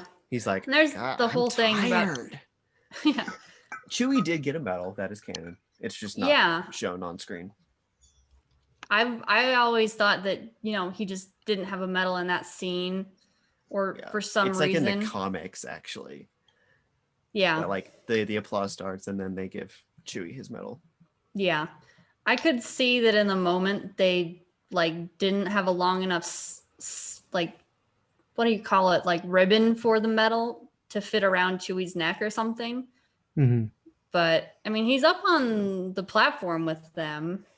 So It's Yeah. whatever. The medal Yeah. stuff is the throne, stupid. that scene at the end, I'm just kind of like, that's when I'm getting up, taking my trash from the movie, throwing it away. Yeah. Hmm. Because heavens no, they do not do award ceremonies like that for the second Death Star. Yeah. I That mean, one that was Death Star actually- was that still was more under of a- construction. That was more of a team effort. Yeah. If they and they don't do that with Starkiller Base either, because that It's was kind of team a effort. weird thing that they do, It's weird. but Anyway, final thoughts moment of the movie. Let's go. All right, let's My do it. final thoughts are this movie holds up. The changes are not as bad as people claim they are. mhm. My moment of the movie is the two Jawas standing on each other. Great choice, Collins. Thank you.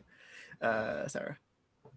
Yeah, this is a fun movie to watch. It's like nostalgia plays a large part in it, but it's also just for a movie, the first in what became a huge franchise. It's a real triumph in establishing the world.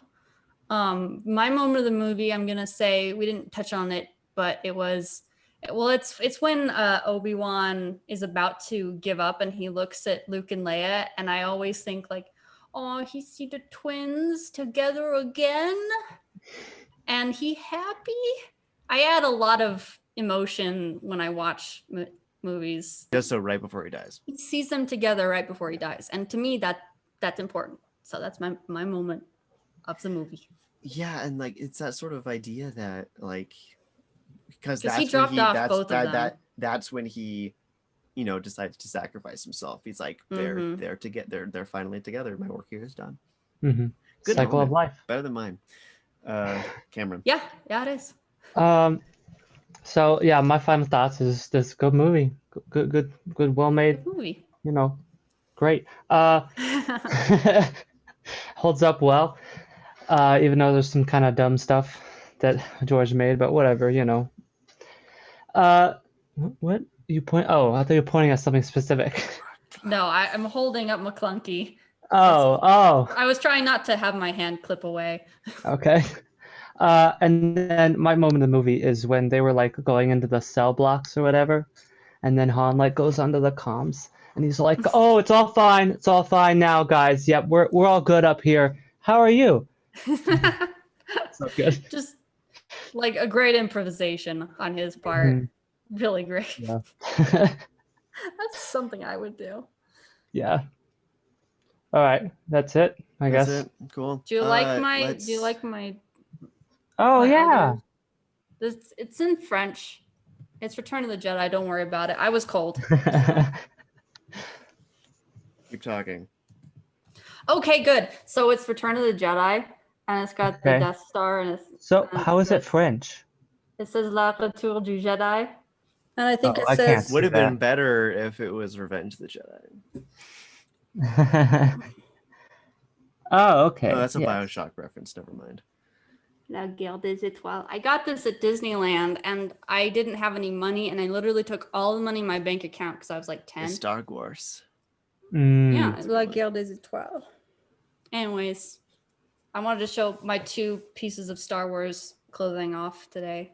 I almost did a whole thing with props and had Baby Yoda and a lightsaber, and I have a blaster, Oh wow. Imperial Officer blaster, His- but I he has a decided name. against it. Anyway, I'm glad you didn't do that because I didn't. Grogu. I don't know if Cameron knows what Baby Yoda's name is. I think I saw a meme and then I forgot the name. Okay. 'Cause it You need to wasn't watch- You need to watch Mandalorian, dude. I know. It's on my list of things to watch. It's good Star Wars. Maybe we should pick another Star Wars wheel to get Mandalorian, but I don't think we have I'm one that has- all about Star Wars We right only now. have one more, but it's the Skywalker saga. Mm. Anyway, Hmm. let's rank this bad boy. Let's Yeah. rank it. So You know, so bad. before this, I was thinking I would rank it higher than Empire Strikes Back. It's not higher than Empire Strikes Back. I don't think. Yeah, I it's would good. I would put it at number 4 between Empire Strikes Mhm. Back and the Muppets. I Because don't know. it's really good, but like it's not as good as Empire Strikes Back. Yeah, Yeah. I like that. Yeah, put it at 4. Okay. Yeah, because See, I mean, I love it when it's. What was that? Oh, what is that? I mean, I don't know. I talked about it last time, and I'm like, it'll be controversial no matter where we put it. But I think most people agree that Empire Strikes Back is So better this one should be Star Wars episode. because George knew a bit more about the Okay. world and what he was doing at that point. So Mm-hmm. it's interesting. He waited 3 years to do the second movie, and then the 6 then the years or third- something. no, it's 3.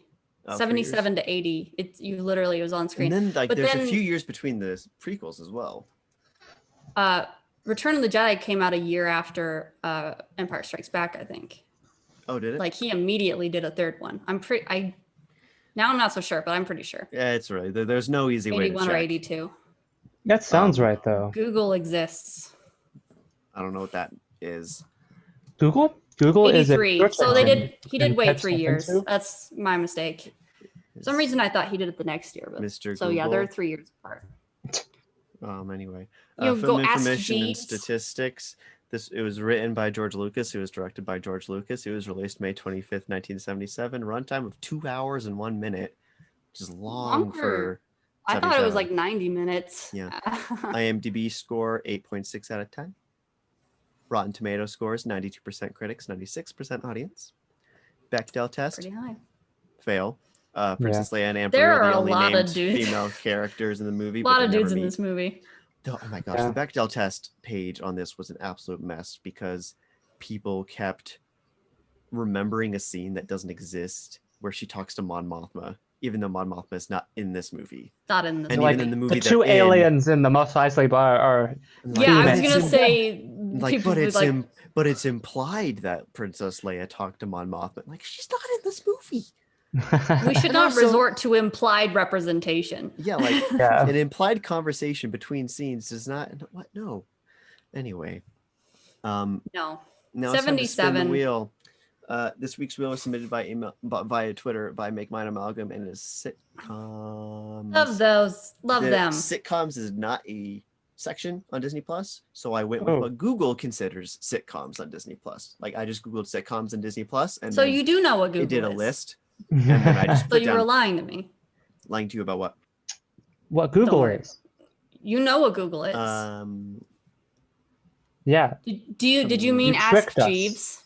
Yeah, I You asked. put it into I Ask asked Jeeves. Jeeves, and then he Jeeves told asked me. Google. He told me about the sitcoms and how to avoid an arranged marriage by one of my aunts.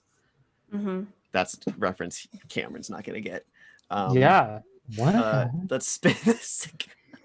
Jeeves of Jeeves and Worcester. Jeeves and Worcester. That's what it's based on. Okay. This is So sitcoms dumb. wheel. I'm gonna spin it. All right. You got the wheel in that tiny little room? Yeah, I do. I have to reach up for it though. It's not that big. Oh. Made a noise that time. It always makes a noise. Yeah. Oh my. I don't know what you're talking about.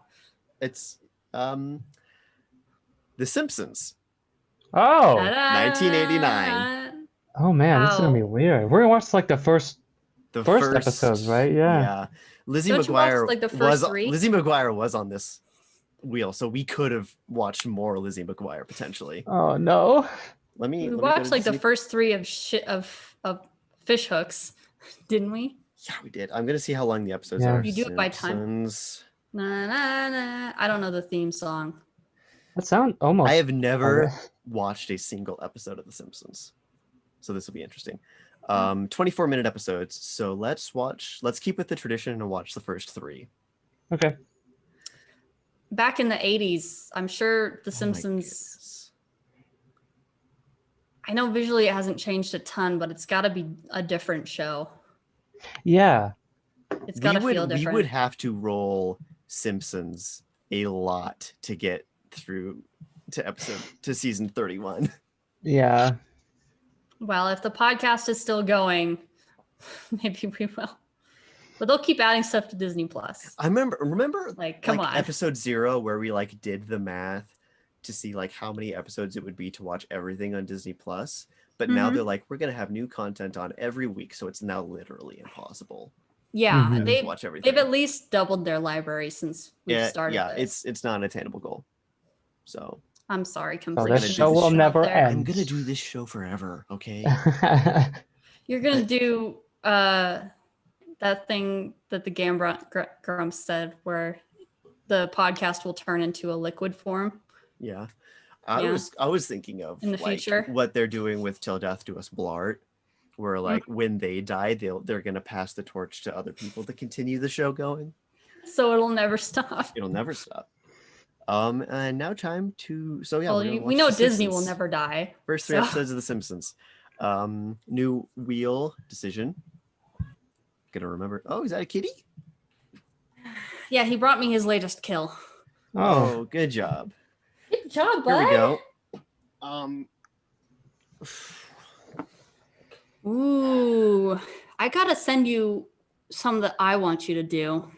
Sure. I have some ideas. What's the consensus here? What are we thinking? What are we in the mood for? What- I more mean, like- you could do more Star Wars. What are if you we going to wanted be in to. the mood for after after Simpsons? Christmas After or Simpsons? after Simpsons? I feel like we're gonna feel pretty good. Yeah. So we should What watch something about- terrible. What about Probably. either I think, Marvel or Toy Story? I kind of want to do. Actually, I actually don't know if Halloween is still. It might not be. We might not be like if Halloween is still on there, then we should do that. Because Might still they be a don't- tag. They don't. No. It would only be if the word Halloween is in the title. Let me just check real quick. Yeah. I'm Under already on Disney collection. Plus. I'm looking under collections. Yeah. If Happy Holidays collection is on there, if Halloween. Oh, that'd be Christmas though. No, Halloween is no longer on collections. Gotta wait till We're next gonna year. have to wait until next year to do the Halloween wheel. Sorry, John. Sorry, Well, it not happens sorry. every year, so I guess we can do. I don't want to do another cartoon though. Not another cartoon. Gotta be diverse. What about just your watch list? My watch that would be list? fun. Let's do that. Thank That's you, Fiza. Yeah, a that way diverse wheel. I can. You want to see what's currently on my watch list? Yeah, give let us me a look. sneak peek. Currently, I'll curate it so it's some good stuff. I have Mhm. The Simpsons, Zenimation, Arendelle Castle, Yule Log, Dory's Reef Cam, Sunrise Series, Chronicles of Narnia, Marvel 616, Return to Halloween Town, The Bad Fantastic Four, America's Funniest Home Videos. Problem with your list is you like to watch bad movies. that is I've technically literally true. never heard of any of this. Newsies, Willow, Oh, okay. Goof Troop, Mickey Mouse Club. Oh, better not get. I'll take Mickey Mouse Club off of it. How dare you? Treasure Planet. Oh, it's all gonna be like just very Collins movies, like Treasure Planet, Mhm. Bugs Life, 20,000 Leagues Under the Sea. Agent Carter's Sounds on good. there. All right, yeah. Okay, sounds good. So we're Cool. gonna be spinning the Collins watch list wheel. Crossing fingers for Treasure Planet. Oh, dude. I want Oh, Treasure that Planet will be a so bad. long episode. Like you We're just thought gonna this was sit here all long. day. I am going Collins to has just thoughts. pontificate about Treasure Planet for the longest time. Anyway, that is all for today's episode.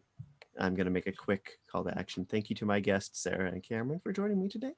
Thank you for having me. Short noticed. I know at least Sarah and I watched the movie today and then recorded. Yes, I finished like a half hour before we Sorry. started recording. Yeah. And thank you all so much for listening. If you like the show, please review us on iTunes, whatever podcast service you listen. Give us a 5-star review for Christmas. That's what I want, Santa. I want a Aww. 5-star review on iTunes for Christmas, or Spotify. We've been a good podcast. We've been a good podcast this year. You can send your reviews or comments to WhereStreamsComeTrue@gmail.com. You can send it on Twitter @Studio76WSCT. You can submit wheels such as categories or search terms on Disney Plus. And if you send in a review, we'll read it on the show. And once again, thank you for listening. And happy holidays, everybody. May the force be with you. I would ask for a 5-star review for each of the 8 days of Hanukkah, but that's already passed. Yes, 8 Hanukkah is 5-star almost over. It will be over by the time this comes out. If you did Yeah. 8, that's what I should have done, like a 5-star review every day on a different platform for all of our Jewish listeners. Would have been Wow. beautiful. But whatever holiday you celebrate, give us a 5-star review on that. And bye. Goodbye. I love you. Keep your friends close, but keep your droids closer. How many exits can we do?